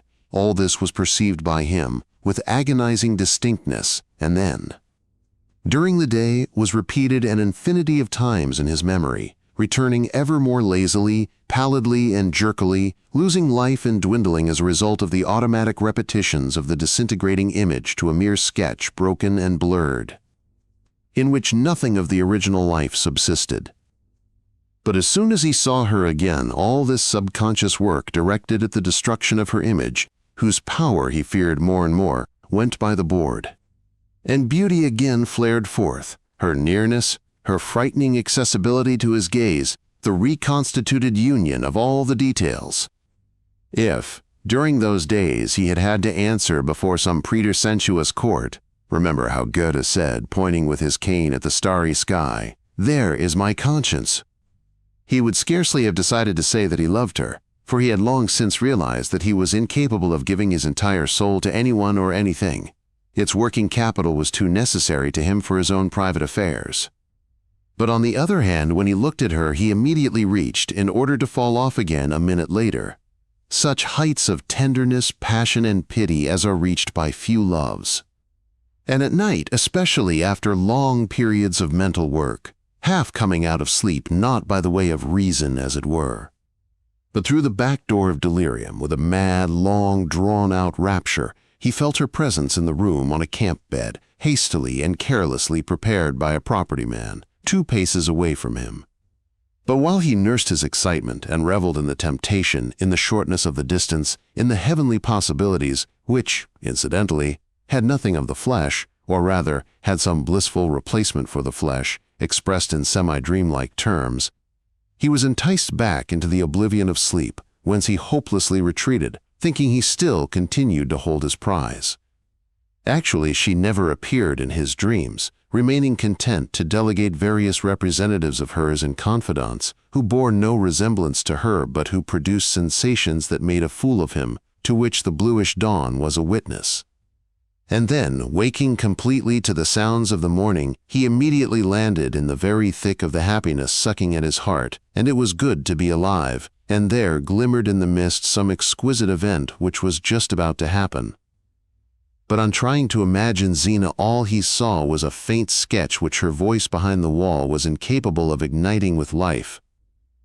And an hour or 2 later he met her at table, and everything was renewed, and he again understood that without her there would not be any morning mist of happiness. One evening, a fortnight after he had moved in, she knocked on his door, and with a haughtily resolute step and an almost contemptuous expression on her face, entered, holding in her hand a small volume hidden in a pink cover. "I have a request," she said briskly and curtly. "Will you sign this for me?" Fyodor took the book, and recognized in it a pleasantly worn, pleasantly softened up by 2 years of use. This was something quite new to him, copy of his collection of poems. He began very slowly to unstopper his bottle of ink, although at other times, when he wanted to write, the cork would pop out as that in a bottle of champagne. Meanwhile, Zina, watching his fingers fumbling the cork, added hastily, "Only your name, please, only your name. F." Godunov Cherdintsev signed his name and was about to put the date, but thought better of it, fearing she might detect in this some vulgar emphasis. "That's fine, thank you," she said and went out, blowing on the page. The next day but one was Sunday, and around 4 it suddenly became clear that she was alone at home. He was reading in his room. She was in the dining room and kept making short expeditions from time to time into her own room across the hall, whistling as she went, and in her light, crisp footfalls there was a topographical enigma, since a door from the dining room led straight into her room. But we are reading, and we will keep on reading. Longer, longer, and for as long as possible shall I be in a strange country. And although my thoughts, my name, my works will belong to Russia, I myself, my mortal organism, will be removed from it. And at the same time, on his walks in Switzerland, the man who could write thus used to strike dead with his cane the lizards running across his path, the devil's brood, as he said with the squeamishness of a Ukrainian and the hatred of a fanatic. An unimaginable return. The regime, what do I care? Under a monarchy, flags and drums. Under a republic, flags and elections. Again she went by. No, reading was out. Too excited, too full of the feeling that another in his place would have sauntered out and addressed her with casual savoir-faire. But when he imagined himself sailing out and butting into the dining room and not knowing what to say, he began to wish that she would soon go out or that the Shogolevs would come home. And at the very moment when he decided to stop listening and give his undivided attention to Gogol, Fyodor quickly got up and went into the dining room. She was sitting by the door to the balcony, and with her gleaming lips half parted, was aiming a thread at a needle. Through the open door, one could see the little sterile balcony and hear the tinny ringing and clicking of leaping raindrops. It was a heavy, warm April shower. "Sorry, I didn't know you were here," said mendacious Fyodor. "I only wanted to say something about that book of mine. It's not the real thing. The poems are bad. I mean, they're not all bad, but generally speaking. Those I've been publishing these last 2 years in the Gazeta are much better. I liked very much the one you recited at that evening of poetry," she said. "The one about the swallow that cried out." "Oh, were you there? Yes. But I have even better ones, I assure you." She suddenly jumped up from her chair, threw her darning on the seat, and with her arms dangling, leaned forward. Taking quick, small gliding steps, she sped into her room and returned with some newspaper clippings. His and Konchayev's poems. "But I don't think I have everything here," she remarked. "I didn't know that such things happened," said Fyodor, and added awkwardly, "Now I'll ask them to make little holes around them with a perforator, you know, like coupons, so that you can tear them out more easily." She continued to busy herself with a stocking stretched over a wooden mushroom, and without lifting her eyes, but smiling quickly and slyly, she said, "I also know that you used to live at 7 Tannenberg Street. I often went there." "You did?" said Fyodor, amazed. "I used to know Lorenz's wife in St. Petersburg. She gave me drawing lessons." "How queer," said Fyodor. "Romanov is now in Munich," she continued. "A most objectionable character, but I always liked his things." They talked about Romanov and about his pictures. He had reached full maturity. Museums were buying his stuff. Having passed through everything, loaded with rich experience, he had returned to an expressive harmony of line. You know his footballer? There's a reproduction in this magazine, here it is. The pale, sweaty, tensely distorted face of a player depicted from top to toe, preparing at full speed to shoot with terrible force at the goal. Tousled red hair, a burst of mud on his temple, the taut muscles of his bare neck. A wrinkled, soaking wet violet singlet, clinging in spots to his body, comes down low over his spattered shorts and is crossed with the wonderful diagonal of a mighty crease. He is in the act of hooking the ball sideways. One raised hand with wide splayed fingers is a participant in the general tension and surge. But most important, of course, are the legs, a glistening white thigh, an enormous scarred knee, boots swollen with dark mud, thick and shapeless but nevertheless marked by an extraordinarily precise and powerful grace. The stocking has slipped down one vigorously twisted calf, one foot is buried in rich mud, the other is about to kick. And how? The hideous tar-black ball, and all this against a dark gray background saturated with rain and snow. Looking at this picture, one could already hear the whiz of the leather missile, already see the goalkeeper's desperate dive. "And I know something else," said Zina. "You were supposed to help me with the translation. Charsky told you about it, but for some reason you didn't turn up." "How queer," repeated Fyodor. There was a bang in the hall. That was Mariana Nikolaevna returning, and Zina deliberately got up, gathered the cuttings together, and went to her room. Only later did Fyodor understand why she considered it necessary to act that way. But at the moment it seemed to him like discourtesy, and when Mrs. Shogolef came into the dining room, the result was as if he had been stealing sugar out of the sideboard. One evening, a few days later, he overheard an angry conversation from his room, the gist of which was that guests were due to arrive and that it was time for Zina to go downstairs with the key. He heard her go, and after a brief inner struggle, he thought himself up a walk, say to the slot machine by the public garden for a postage stamp. To complete the illusion, he put on a hat, although he practically never wore one. The minute light went out while he was on his way down, but immediately there was a click and it went on again. That was she downstairs who had pressed the button.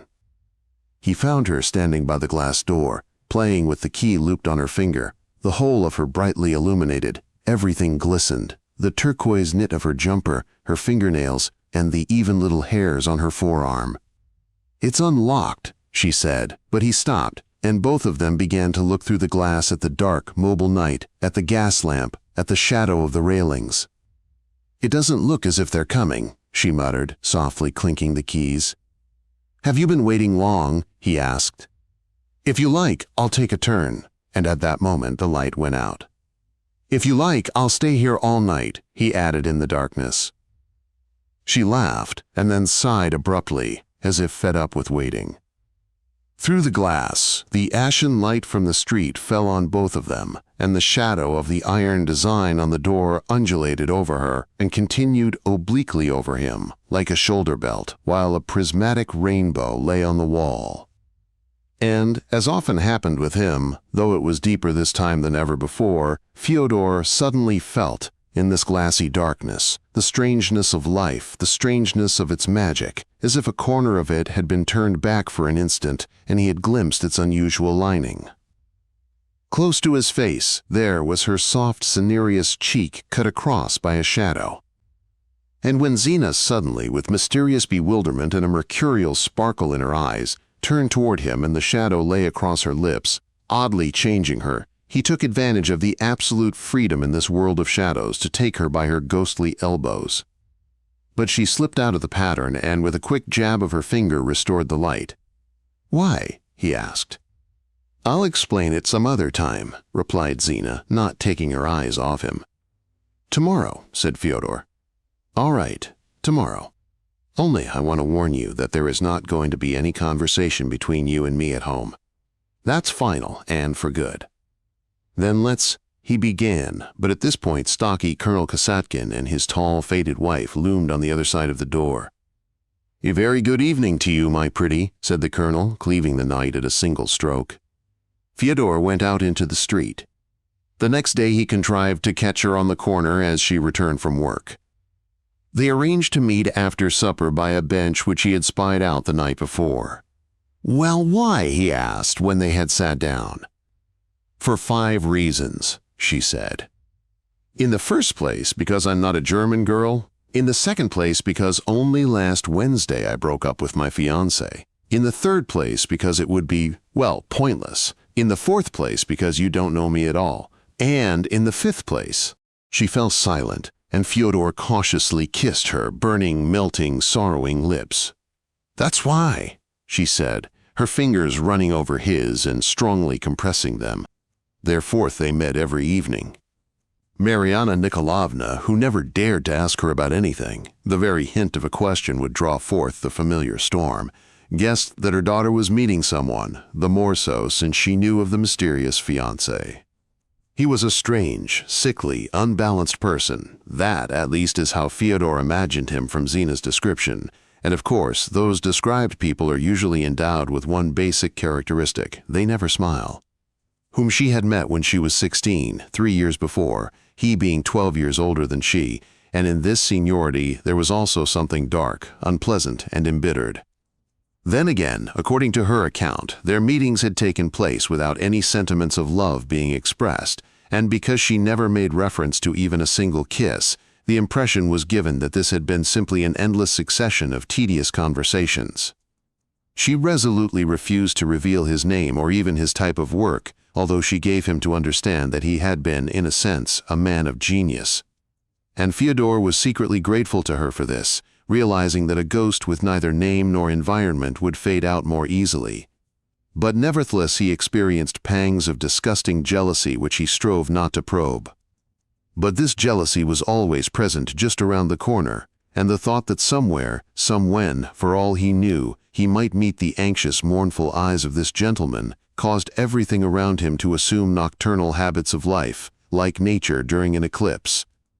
Zina swore that she had never loved him, that from lack of willpower she had been dragging out a tired romance with him and would have continued to do so had it not been for Fyodor coming along. But he was unable to discern any particular lack of willpower in her. Rather, he noticed a mixture of feminine shyness and unfeminine resoluteness in everything. Despite the complexity of her mind, a most convincing simplicity was natural to her, so that she could permit herself much that others would be unable to get away with. And the very speed of their coming together seemed to Fyodor completely natural in the sharp light of her directness. At home she behaved in such a way that it was monstrous to imagine an evening rendezvous with this alien, sullen young lady, but it was not pretense, rather it was also an idiosyncratic form of directness. When he once jokingly stopped her in the little corridor, she paled with anger and did not come to meet him that evening, and later she forced him to swear on oath that he would never do that again. Very soon he understood why this was so. The domestic situation was of such a low-grade variety that with it as a background, the fugitive touching of hands between a boarder and the landlord's daughter would have been turned simply into goings-on. Zina's father, Oskar Grigorievich Mertz, had died of angina pectoris in Berlin 4 years ago, and immediately after his death, Mariana Nikolaevna had married a man whom Mertz would not have allowed over his threshold, one of those cocky and corny Russians who, when the occasion presents itself, savor the word yid as if it were a fat fig. But whenever good Shogolov was away, there quite simply appeared in the house one of his fishy business friends, a skinny Baltic baron, with whom Mariana Nikolaevna deceived him, and Fyodor, who had happened to see the baron once or twice, could not help wondering with a shudder of disgust what they could find in one another, and, if they found anything, what procedure did they adopt, this elderly, fleshy woman with a toad's face, and this old skeleton with decaying teeth? If it was sometimes agonizing to know that Zina was alone in the flat and that their agreement prevented him talking to her, it was agonizing in a totally different way when Shogolov remained alone at home. No lover of solitude, Boris Aventovich would soon begin to get bored, and from his room Fyodor would hear the rustling growth of this boredom, as if the flat were slowly being overgrown with burdocks, which had now grown up to his door. He would pray to fate that something might distract Shogolov, but until he got the radio, salvation was not forthcoming. Inevitably came the ominous, tactful knock, and Boris Ivanovich, horribly smiling, squeezed sideways into the room. "Were you asleep? Did I disturb you?" he would ask, seeing Fyodor flat on his back on the sofa. And then, ingressing entirely, he would shut the door tightly behind him and sit by Fyodor's feet, sighing. "It's deadly dull, he would say, and would launch upon some pet subject. In the realm of literature, he had a high opinion of L'Homme qui assassine by Claude Ferrer, and in the realm of philosophy he had studied the protocols of the sages of Zion. He could discuss these two books for hours, and it seemed that he had read nothing else in his life. He was generous with stories of judicial practice in the provinces and with Jewish anecdotes. Instead of "we had some champagne and set out," he expressed himself as follows: "We cracked a bottle of fizz and hup." As with most babblers, his reminiscences always contained some extraordinary conversationalist who told him endless things of interest. "I've never met another as clever as he in all my life," he would remark somewhat uncivilly. And since it was impossible to imagine Boris Ivanovich in the role of a silent listener, one had to allow that this was a special form of split personality. Once, when he had noticed some written-up sheets of paper on Fyodor's desk, he said, adopting a new heartfelt tone of voice, "Ah, if only I had a tick or two, what a novel I'd whip off." From real life. Imagine this kind of thing. An old dog, but still in his prime, fiery, thirsting for happiness, gets to know a widow. And she has a daughter, still quite a little girl, you know what I mean, when nothing is formed yet, but already she has a way of walking that drives you out of your mind. A slip of a girl, very fair, pale, with blue under the eyes, and of course she doesn't even look at the old goat. What to do? Well, not long thinking, he ups and marries the widow. Okay. They settle down, the three of them. Here you can go on indefinitely. The temptation, the eternal torment, the itch, the mad hopes. And the upshot, a miscalculation. Time flies, he gets older, she blossoms out, and not a sausage. Just walks by and scorches you with a look of contempt. Eh? Do you feel here a kind of Dostoevskian tragedy? That story, you see, happened to a great friend of mine, once upon a time in fairyland when old King Cole was a merry old soul, and Boris Ivanovich, turning his dark eyes away, pursed his lips and emitted a melancholy, bursting sound. "My better half," he said on another occasion, "was for 20 years the wife of a kike and got mixed up with a whole rabble of Jew in-laws. I had to expend quite a bit of effort to get rid of that stink. Zina," he alternately called his stepdaughter either this or Aida, depending on his mood, thank God, doesn't have anything specific. You should see her cousin, one of these fat little brunettes, you know, with a fuzzy upper lip. In fact, it has occurred to me that my Mariana, when she was Madame Mertz, might have had other interests. One can't help being drawn to one's own people, you know. Let her tell you herself how she suffocated in that atmosphere, what relatives she acquired. Oh my God, all gabbling at table and she pouring out the tea. And to think that her mother was a lady-in-waiting of the Empress, and that she herself had gone to the Smolny School for young ladies, and then she went and married a Yid. To this very day she can't explain how it happened. He was rich, she says, and she was stupid. They met in Nice. She eloped to Rome with him. In the open air, you know, it all looked different. Well, but when afterwards the little clan closed upon her, she saw she was stuck. Zina told it quite differently. In her version, the image of her father took on something of Proust's swan. His marriage to her mother and their subsequent life were tinted with a romantic haze. Judging by her words, and judging also by the photographs of him, he had been a refined, noble, intelligent, and kindly man, even in these stiff St. Petersburg cabinet pictures with a gold-stamped signature on the thick cardboard, which she showed Fyodor at night under a street lamp. The old-fashioned luxuriance of his blonde mustache and the height of his collars did nothing to spoil his delicate features and direct, laughing gaze. She told him about his scented handkerchief, and his passion for trotting races and music, and that time in his youth when he had routed a visiting Grand Master of chess, and the way he recited Homer by heart. In talking of him, she selected things that might touch Fyodor's imagination, since it seemed to her she detected something sluggish and bored in his reaction to her reminiscences of her father, that is, to the most precious thing she had to show him. He himself noticed this strangely delayed responsiveness of his. Zina had one quality which embarrassed him. Her home life had developed in her a morbidly acute pride, so that even when talking to Fyodor she referred to her race with challenging emphasis, as if stressing the fact that she took for granted, a fact which its stressing denied. That he regarded Jews, not only without the hostility present to a greater or lesser degree in the majority of Russians, but did so without the chilly smile of forced goodwill. In the beginning, she drew these strings so taut that he, who in general did not give a damn about the classification of people according to race or racial interrelations, began to feel a bit awkward for her. And on the other hand, under the influence of her burning, watchful pride, he became aware of a kind of personal shame for listening silently to Shogolev's loathsome rot and to his trick of garbling Russian in imitation of a farcical Jewish accent, as when he said, for instance, to a wet guest who had left traces on the carpet, "Oi, what a mudnik!" For a certain time after her father's death, their former friends and relatives from his side had automatically continued to visit her mother and her. But little by little they thinned out and fell away, and only one old couple for a long time continued to come, feeling sorry for Mariana Nikolaevna, feeling sorry for the past, and trying to ignore Shogolev's retreating to his bedroom with a cup of tea and a newspaper. But Zina had continued to preserve her connection with the world her mother had betrayed, and on visits to these former family friends she changed extraordinarily, grew softer and kinder. She herself remarked upon this.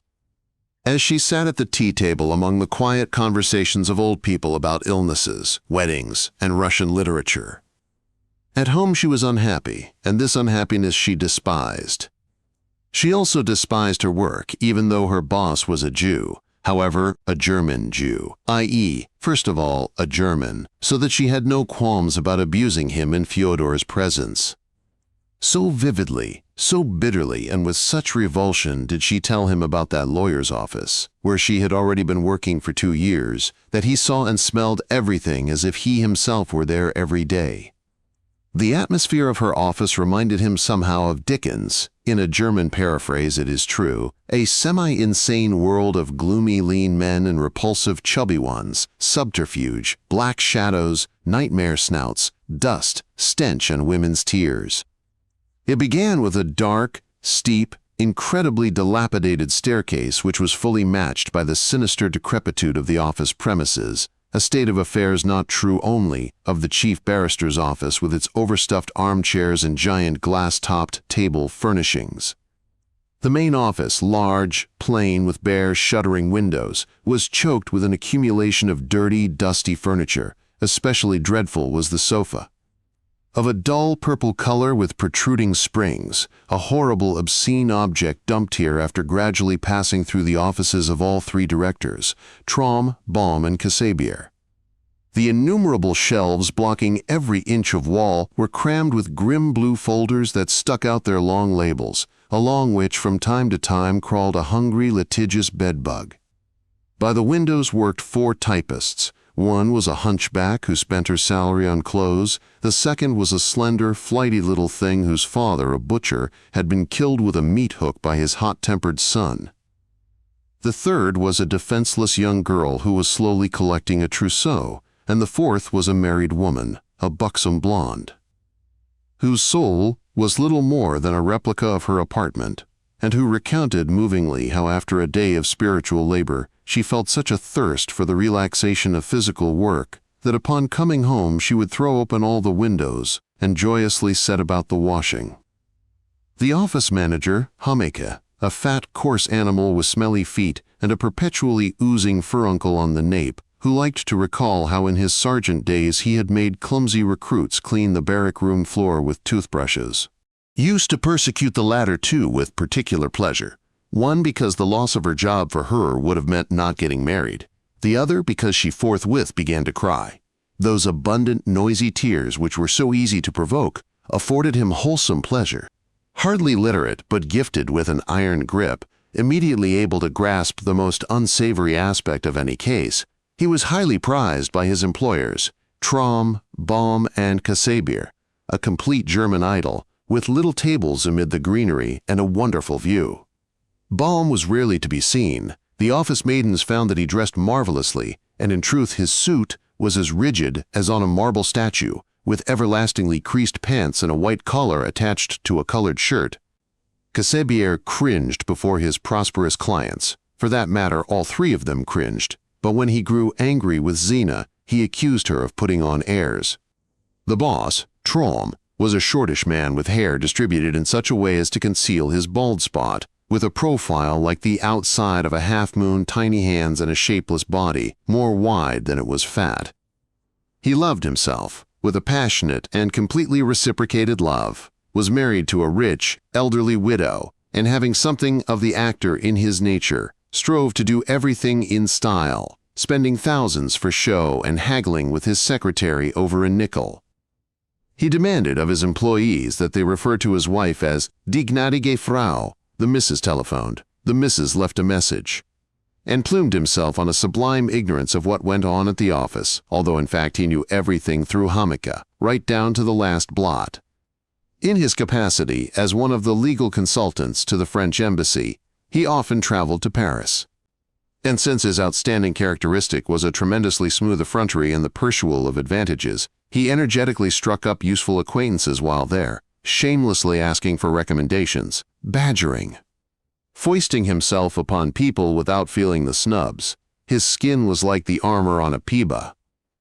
In order to gain popularity in France, he wrote little books in German on French themes, 3 portraits, for example, the Empress Eugénie, Briand, and Sarah Bernhardt, and in the course of their preparation, the collecting of materials turned into the collecting of connections.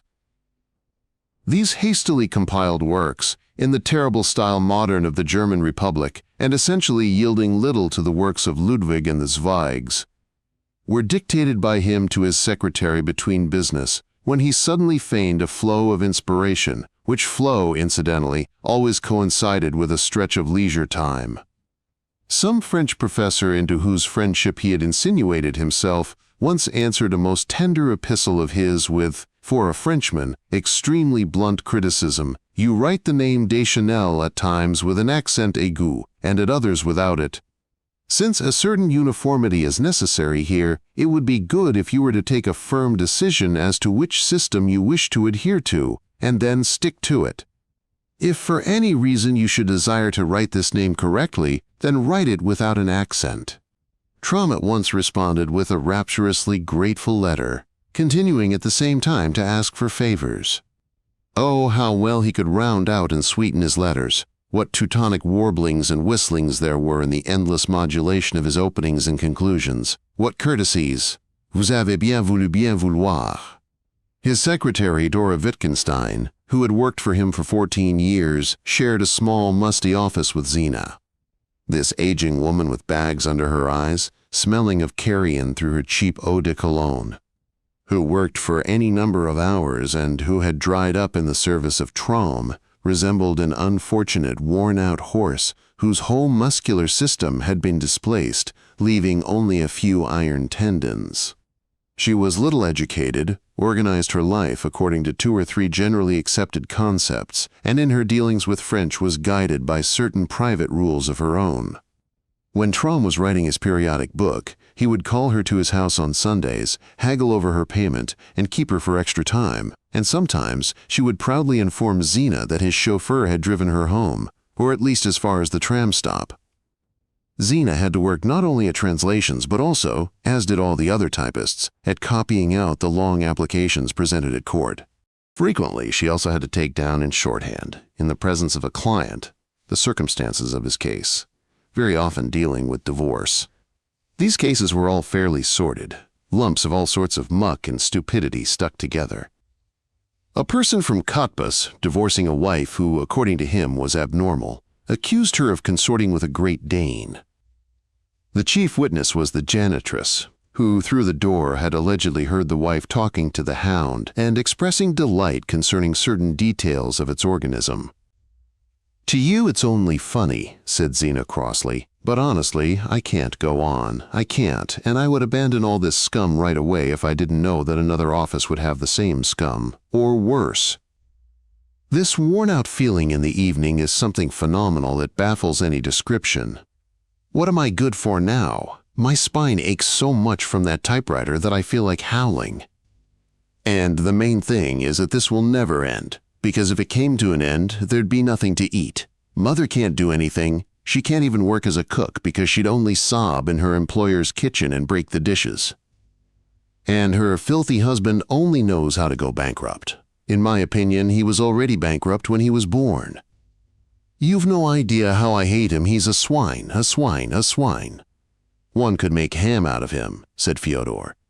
I also had a fairly hard day. I wanted to write a poem for you, but somehow it hasn't quite cleared up yet. My darling, my joy, she exclaimed. Can all this be true? This fence and that blurry star. When I was little, I didn't like drawing anything that didn't finish, so I didn't draw fences because they don't finish on paper. You can't imagine a fence that finishes, but I always did something complete, a pyramid or a house on a hill. And I liked horizons most of all, and diminishing dashes beneath it to represent the wake of the sun setting beyond the sea.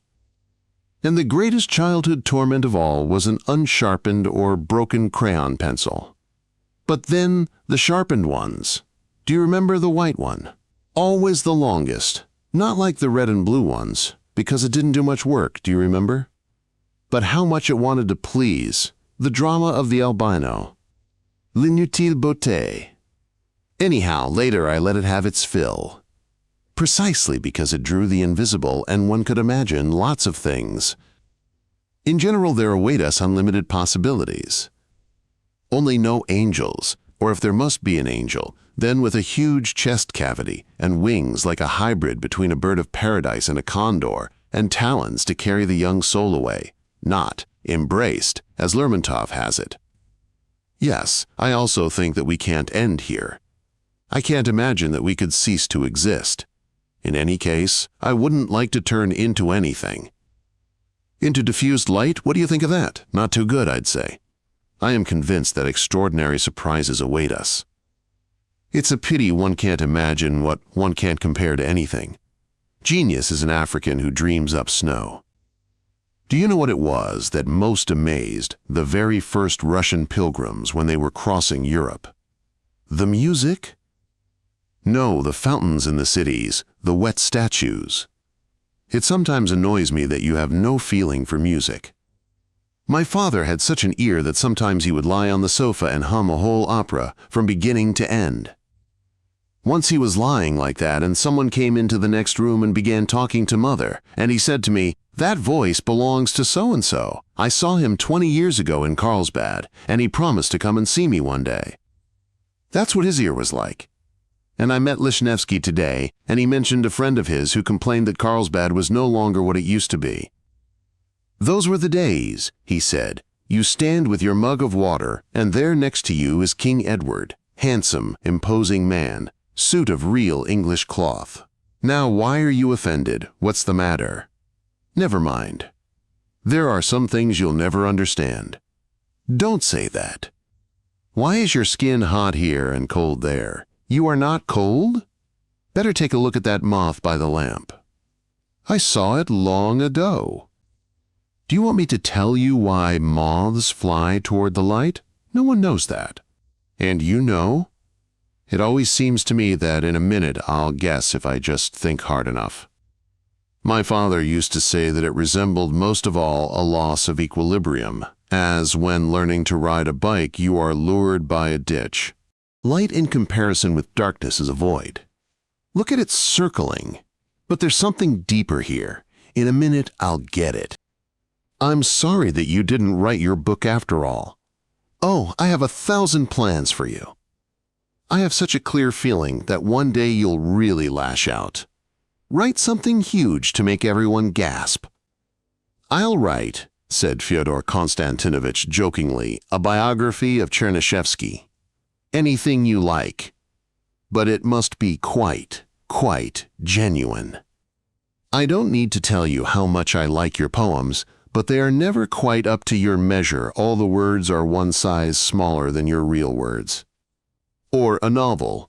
It's queer I seem to remember my future works, although I don't even know what they will be about. I'll recall them completely and write them. Tell me, by the way, how do you tend to see it? Are we going to meet all our lives like this, side by side on a bench? Oh no, she replied in a musically dreamy voice. In the winter we'll go to a dance, and this summer, when I have my holiday, I'll go to the sea for 2 weeks and send you a postcard of the breakers. I'll also go to the sea for 2 weeks. I don't think so.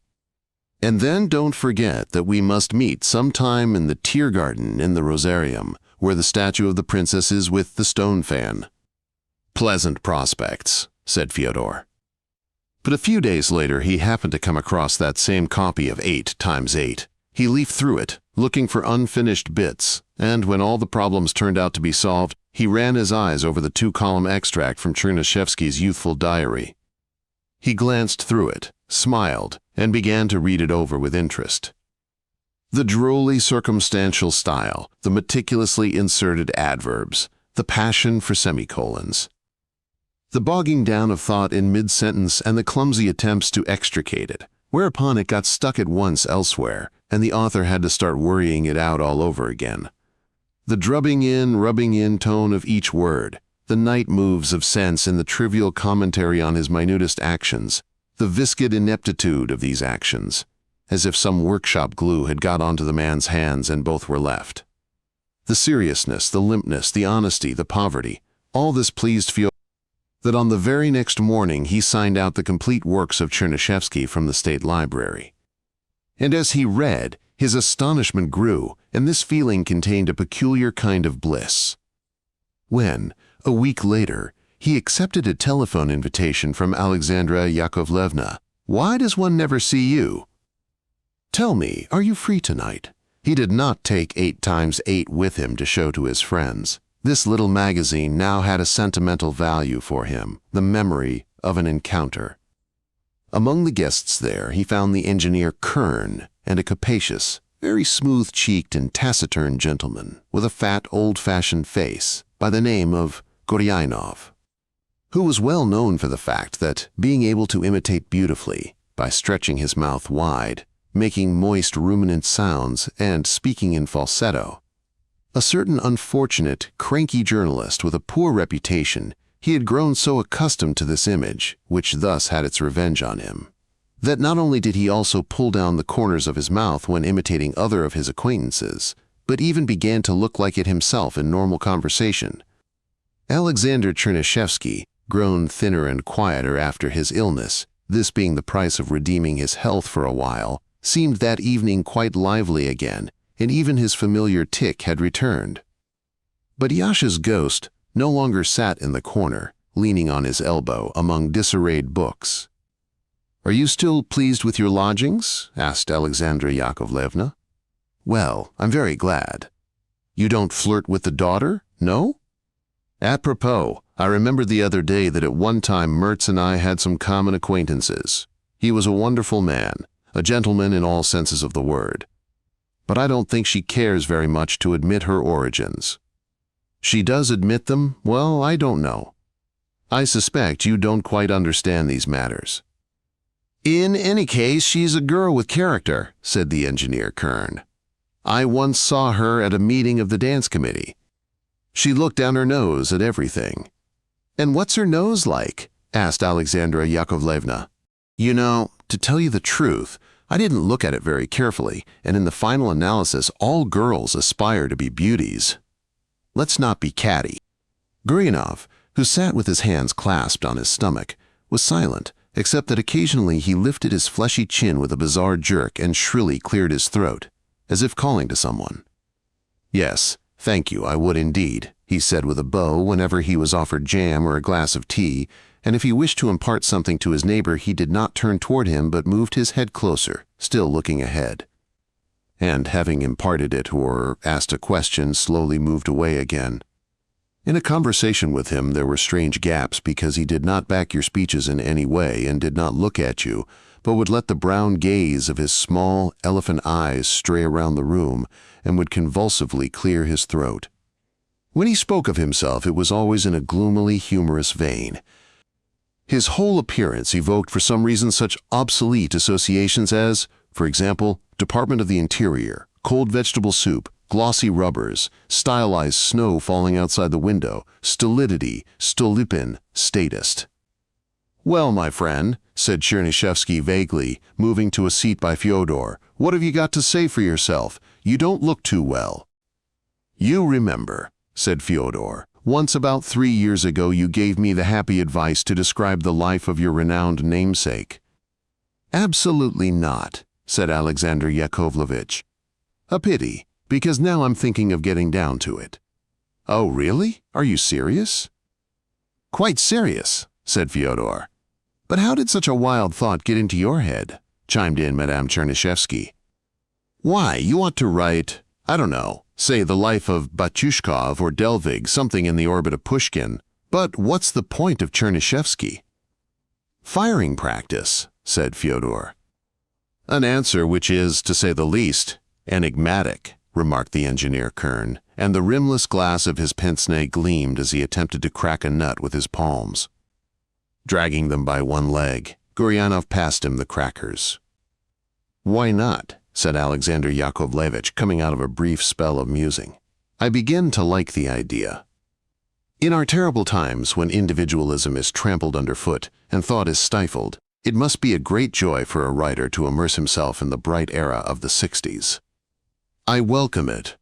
"Yes, but it's so distant from him," said Madame Chernyshevsky. "There's no continuity, no tradition. Frankly speaking, I myself wouldn't be very interested in resuscitating everything that I felt in this connection when I was a college student in Russia." "My uncle," said Kern, cracking a nut, "was thrown out of school for reading What to Do." "And what is your opinion?" said Alexandra Yakovlevna, addressing Guryanov. Guryanov spread his hands. "I don't have any particular one," he said in a thin voice, as if mimicking someone. "I've never read Chernyshevsky, but when I come to think of it, a most boring Lord forgive me figure." Alexander Yakovlevitch leaned back slightly in his armchair, blinking, twitching, his face alternately lighting up in a smile and then fading again, and said, "Nevertheless, I welcome Fyodor Konstantinovitch's idea. Of course, a lot strikes us today as both comic and boring. But in that era, there is something sacred, something eternal. Utilitarianism, the negation of art, and so on. All this is merely an accidental wrapping, under which it is impossible not to distinguish its basic features: reverence for the whole human race, the cult of freedom, ideas of equality, equality of rights. It was an era of great emancipations, the peasants from the landowners, the citizen from the state, women from domestic bondage. And don't forget that not only were the best principles of the Russian liberation movement born then, a thirst for knowledge, steadfastness of spirit, heroic self-sacrifice, but also it was precisely in this era, fed by it in one way or another, that such giants as Turgenev, Nekrasov, Tolstoy, and Dostoevsky were developing. Moreover, it goes without saying that Nikolai Gavrilovich Chernyshevsky himself was a man with a vast, versatile mind, with enormous creative willpower. And the fact that he endured dreadful sufferings for the sake of his ideology, for the sake of humanity, for the sake of Russia, more than redeems a certain harshness and rigidity in his critical views. Moreover, I maintain that he was a superb critic, penetrating, honest, brave. No, it's wonderful. You must certainly write it. The engineer Kern had already been on his feet for some time, walking about the room, shaking his head and bursting to say something. "What are we talking about?" he suddenly exclaimed, taking hold of the back of a chair. "Who cares what Chernyshevsky thought of Pushkin? Rousseau was a lousy botanist, and I wouldn't have been treated by Dr. Chekhov for anything in the world. Chernyshevsky was first of all a learned economist, and that's how he should be regarded, and with all my respect for Fyodor Konstantinovich's poetic talents, I am somewhat doubtful that he is capable of appreciating the merits and demerits of his man's commentaries on John Stuart Mill." "Your comparison is absolutely wrong," said Alexandra Yakovlevna. "It's ridiculous! Chekhov didn't leave the slightest trace in medicine. Rousseau's musical compositions are mere curiosities. But in this case, no history of Russian literature can omit Chernyshevsky. But there's something else I don't understand," she continued swiftly. "What interest does Fyodor Konstantinovich have in writing about people and times to which his whole mentality is completely alien? Of course I don't know what his approach will be. But if he, let's speak plainly, wants to show up the progressive critics, then it's not worth the effort. Volinsky and Eichenwald did this long ago." "Oh, come," said Alexander Yakovlevich, "das kommt nicht in Frage. A young writer has become interested in one of the most important epochs in Russian history, and is about to write a literary biography of one of its major figures. I don't see anything strange in that. It's not very difficult to get to know the subject. He'll find more than enough books, and the rest all depends on talent. You say approach. But granted, a talented approach to a given subject, sarcasm is a priori excluded, is irrelevant. That's how it seems to me, at least." "Did you see how Konchaev was attacked last week?" asked the engineer Kern, and the conversation took another turn. Out on the street when Fyodor was saying goodbye to Gorinov, the latter retained his hand in his own large, soft hand, and said, puckering up his eyes, "Let me tell you, my lad, you're quite a joker. Recently there died the social democrat Belenky, a kind of perpetual émigré, so to speak. He was exiled by both the Tsar and the proletariat, so that whenever he indulged in his reminiscences, he would begin, U nas versus Genève, chez nous à Genève. Perhaps you'll write about him as well?" "I don't understand," said Fyodor half-questioningly. "No, but on the other hand, I understood perfectly. You are as much preparing to write about Chernyshevsky as I am about Belenky, but then you made a fool of your audience and stirred up an interesting argument. All the best, good night." And he left with his slow, heavy gait, leaning on a cane and holding one shoulder slightly higher than the other. The way of life to which he had become addicted while studying his father's activities was now renewed for Fyodor. It was one of those repetitions, one of those thematic voices, with which, according to all the rules of harmony, destiny enriches the life of observant men. But now, taught by experience, he did not allow himself his former slovenliness in the use of sources, and provided even the smallest note with an exact label of its origin. In front of the National Library, near a stone pool, pigeons strolled cooing among the daisies on the lawn. The books to be taken out arrived in a little wagon along sloping rails at the bottom of the apparently small premises, where they awaited distribution, and where there seemed to be only a few books lying around on the shelves when in fact there was an accumulation of thousands. Fyodor would embrace his portion, struggling with its disintegrating weight, and walk to the bus stop. From the very beginning, the image of his planned book had appeared to him extraordinarily distinctly in tone and outline. He had the feeling that for every detail he ran to earth, there was already a place prepared, and that even the work of hunting up material was already bathed in the light of the forthcoming book, just as the sea throws a blue light on a fishing boat. And the boat itself, together with this light, is reflected in the water. "You see," he explained to Zina, "I want to keep everything as it were on the very brink of parody.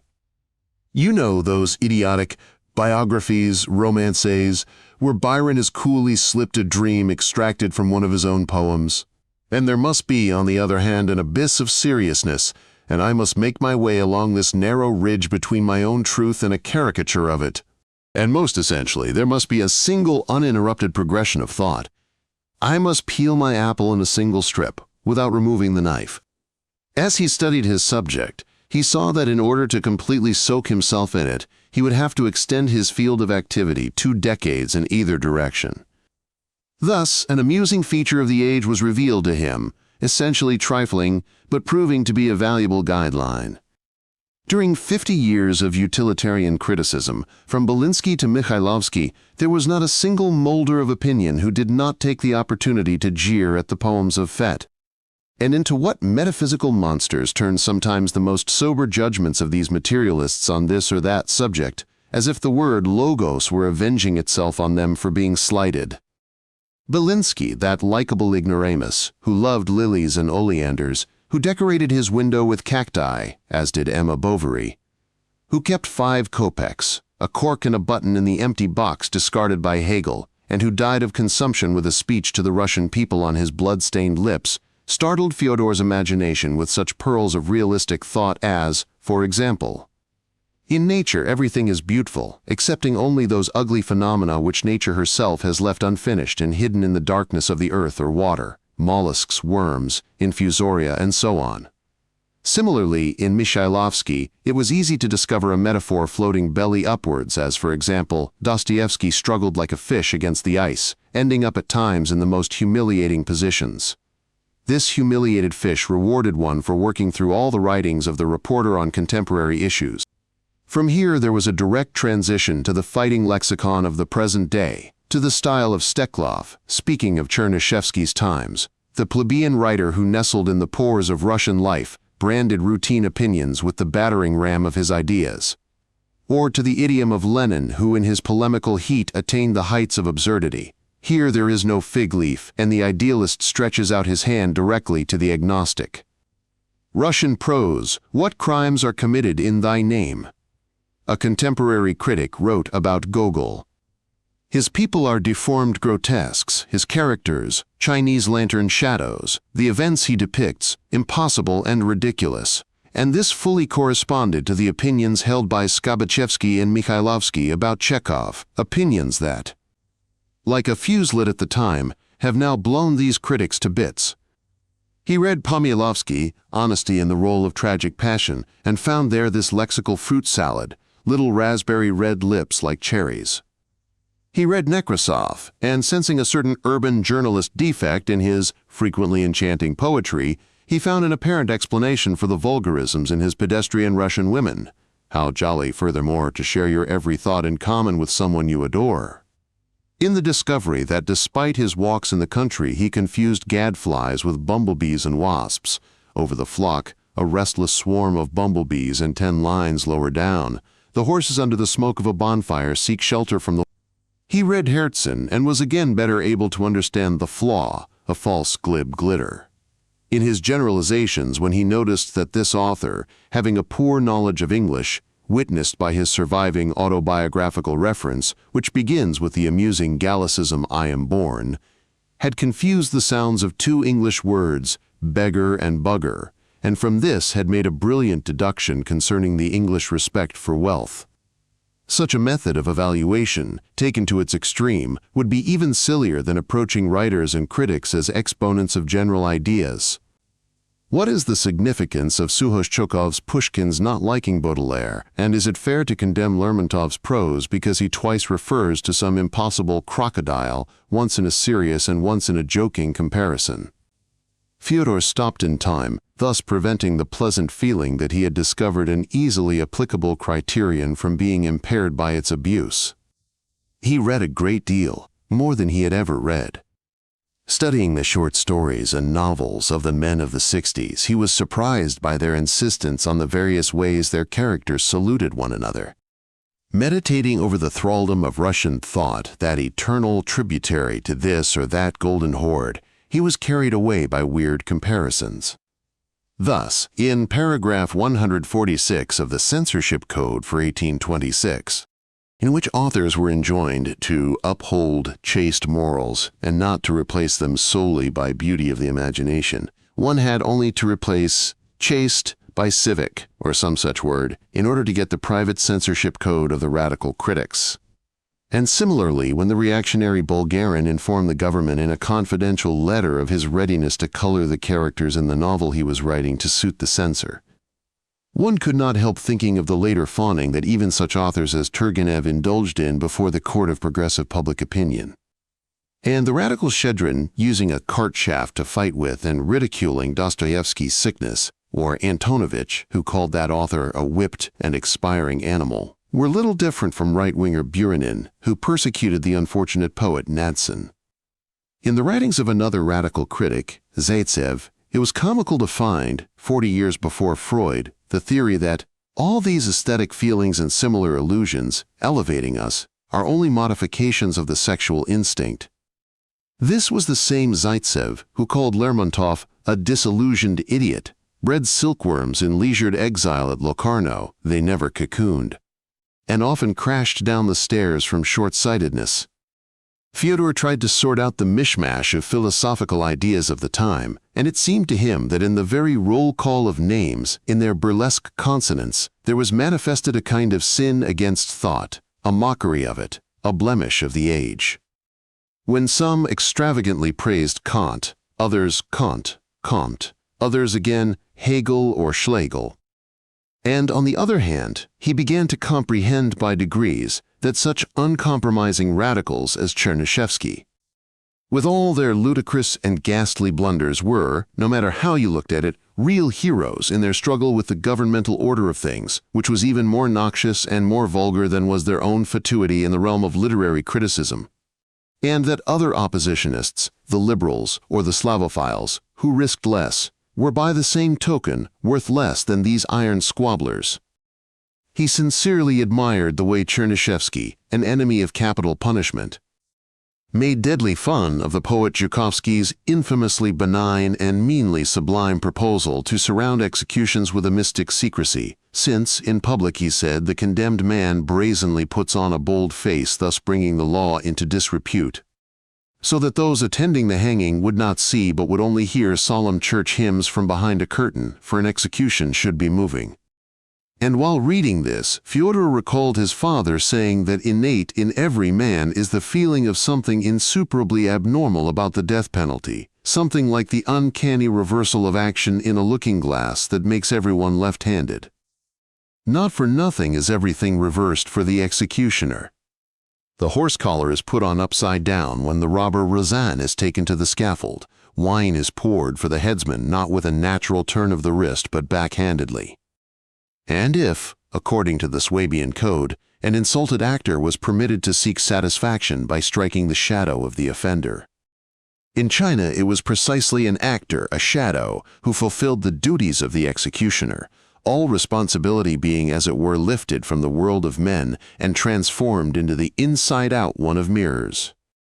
He clearly sensed a deception on a governmental scale in the actions of the Tsar Liberator, who very soon got bored with all this business of granting freedoms, for it was the Tsar's boredom that gave the chief hue to reaction.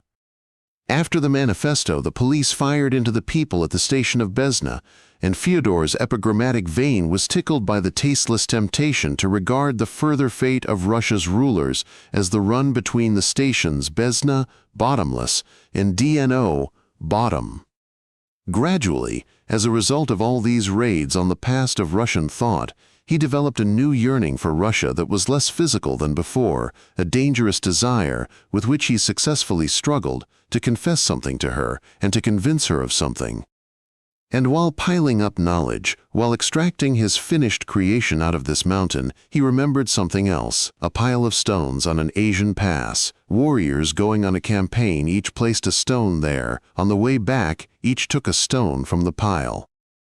That which was left represented forever the number of those fallen in battle. Thus in a pile of stones Tamerlane foresaw a monument. By winter he had already got into the writing of it, having passed imperceptibly from accumulation to creation. Winter, like most memorable winters and like all winters introduced for the sake of an irrational phrase, they always turn out in such cases to be cold. At his evening trysts with Zina in an empty little café, where the counter was painted an indigo color and where dark blue gnome-like lamps, miserably posing as vessels of coziness, glowed on 6 or 7 little tables. He read her what he had written during the day, and she listened, her painted lashes lowered, leaning on one elbow, playing with a glove or a cigarette case. Sometimes the proprietor's dog would come up, a fat mongrel bitch with low-hanging bubs, and would place its head on Zina's knee, and beneath the stroking and smiling hand that smoothed back the skin on its silky, round forehead, the dog's eyes would take on a Chinese slant. And when she was given a lump of sugar, she would take it, waddle in a leisurely manner into a corner, roll up there, and very loudly start crunching. "Wonderful, but I'm not sure you can say it like that in Russian," said Zina sometimes, and after an argument he would correct the expression she had questioned. Chernyshevsky she called Chernish for short, and got so used to considering him as belonging to Fyodor, and partly to her, that his actual life in the past appeared to her as something of a plagiarism. Fyodor's idea of composing his biography in the shape of a ring, closed with the clasp of an apocryphal sonnet, so that the result would be not the form of a book, which by its finiteness is opposed to the circular nature of everything in existence, but a continuously curving and thus infinite sentence, seemed at first to her to be incapable of embodiment on flat rectangular paper, and so much the more was she overjoyed when she noticed that nevertheless a circle was being formed. She was completely unconcerned whether or not the author clung assiduously to historical truth. She took that on trust, for if it were not thus, it would simply not have been worth writing the book.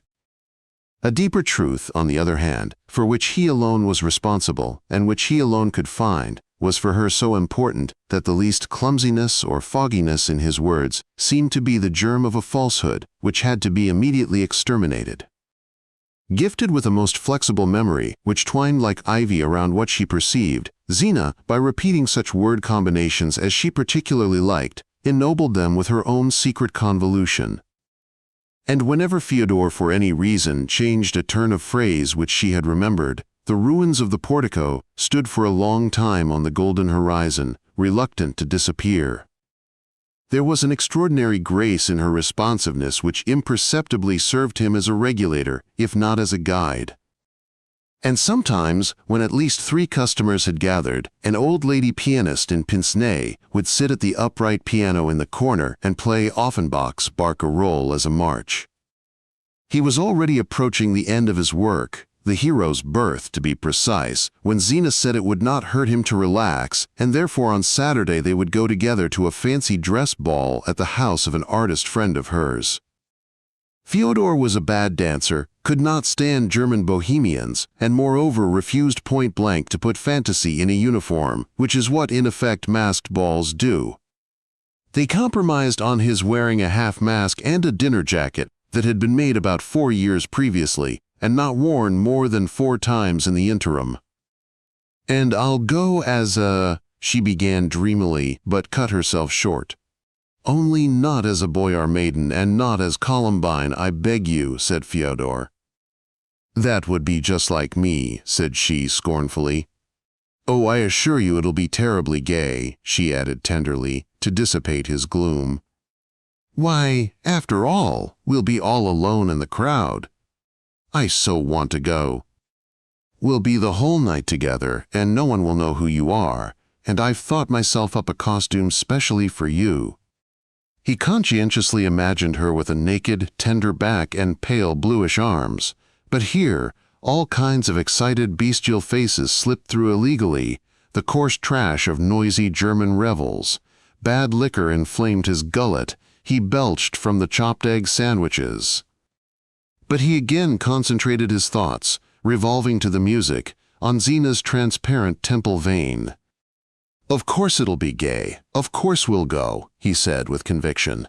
It was decided that she should set off at 9, and he would follow an hour later.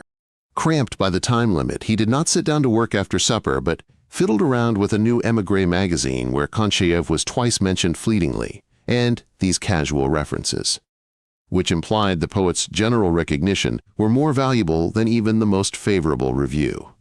Only 6 months ago this would have provoked in him what Pushkin's envious Salieri felt, but now he himself was amazed by his own indifference to another's fame. He looked at his watch and slowly began to change. He unearthed his drowsy-looking dinner jacket and lapsed into thought. Still meditating, he took out a starched shirt, put his evasive collar studs in, climbed into it, shivering from its rigid chill. Again was motionless for a moment, then automatically pulled on his black trousers with a stripe. And remembering that he had made up his mind only that morning to cross out the last of the sentences he had written the previous day, he bent over the already heavily corrected page. As he read the sentence over, he wondered, should he leave it intact after all, made an insertion mark, wrote in an additional adjective, froze over it, and swiftly crossed out the whole sentence. But to leave the paragraph in that condition, i.e., its construction hanging over a precipice with a boarded window and a crumbling porch, was a physical impossibility. He examined his notes for this part, and suddenly his pen stirred and started to fly. When he looked again at his watch, it was 3 in the morning, he had the chills, and everything in the room was dim from tobacco smoke. Simultaneously, he heard the click of the American lock.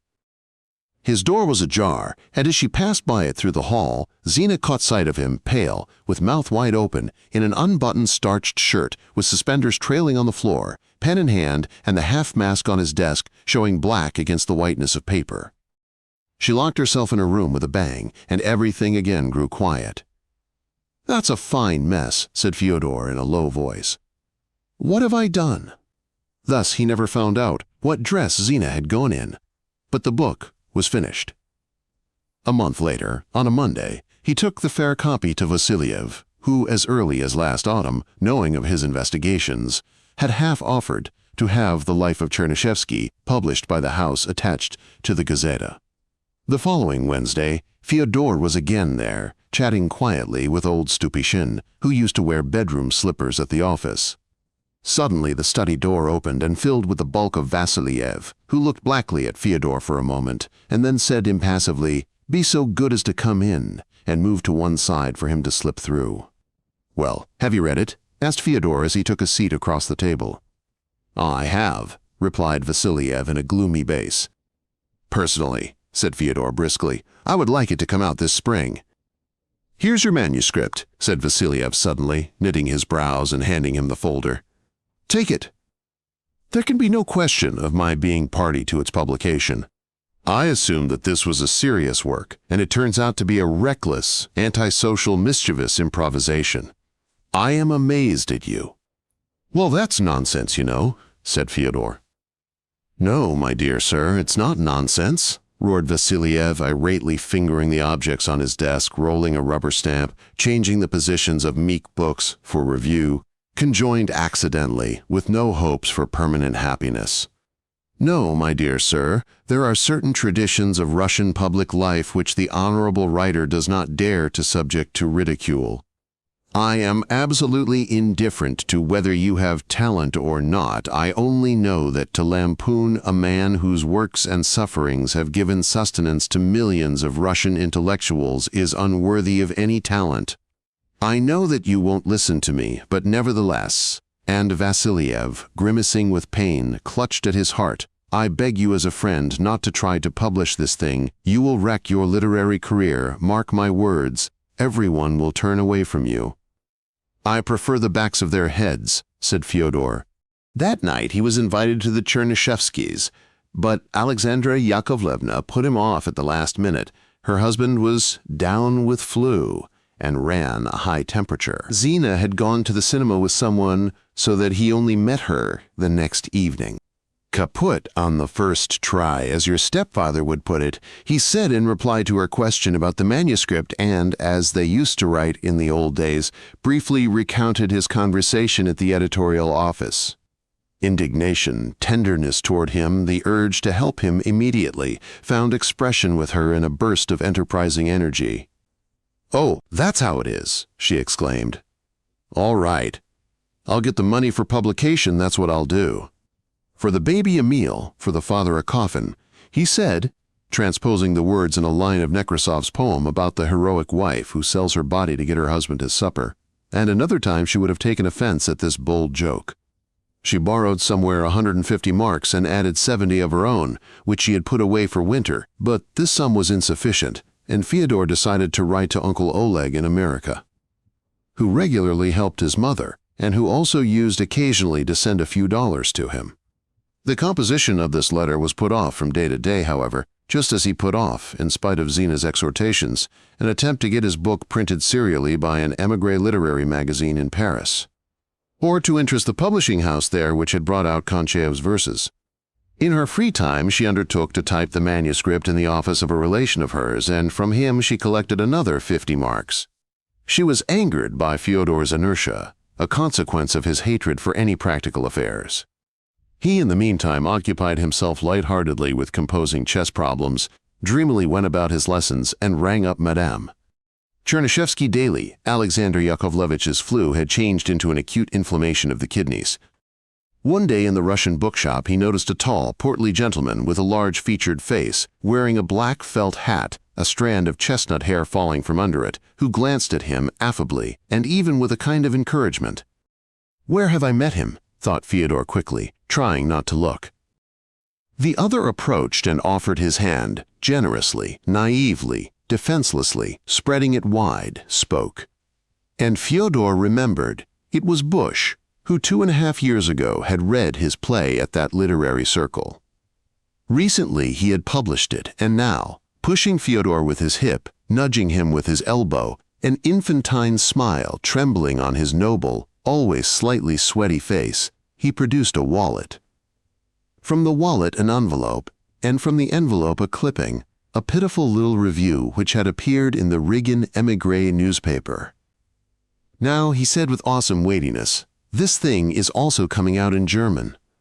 Moreover, I am now working on a novel." Fyodor tried to get away from him, but the latter left the shop with him and suggested they should go together, and since Fyodor was on his way to a lesson, and thus was tied to a definite route, all he could do to try and save himself from Bush was to quicken his step. But this so speeded up his companion's speech that he slowed down again in horror.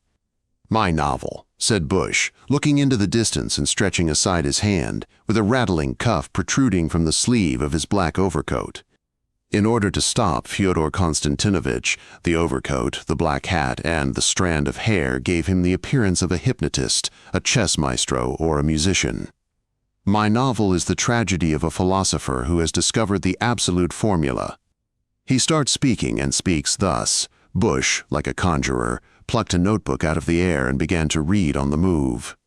"One has to be a complete ass not to deduct from the fact of the atom the fact that the universe itself is merely an atom, or, it would be truer to say, some kind of trillionth of an atom." This was realized with his intuition already by that genius Blaise Pascal. "But let us proceed, Louisa." At the sound of this name, Fyodor started, and clearly heard the sounds of the German Grenadier March. "Farewell, Louisa. Wipe your eyes and don't cry. Not every bullet kills a good guy," and this subsequently continued to sound as if passing under the window of Bush's subsequent words. "Exert, my dear, your attention. First, let me give a fanciful example. Let us assume that a certain physicist has managed to track down, out of the absolute unthinkable sum of atoms out of which the all is composited, that fatal atom with which our reasoning is concerned. We are supposing that he has brought his splitting down to the least essence of that very atom, at which moment the shadow of a hand, the physicist's hand, falls on our universe with catastrophic results. Because the universe is but the final fraction of one, I think, central atom of those it consists of. It's not easy to understand, but if you understand this, you will understand everything. Out of the prison of mathematics, the whole is equal to the smallest part of the whole. The sum of the parts is equal to one part of the sum. This is the secret of the world, the formula of absolute infinity. But having made such a discovery, the human personality can no longer go on walking and talking. "Shut your mouth, Louisa. That's him talking to a cutie, his lady friend," added Bush with good-natured indulgence, shrugging one mighty shoulder. "If you're interested, I can read it to you from the beginning sometime," he continued. "The theme is colossal. And you, may I ask, what are you doing?" "I," said Fyodor with a slight smile.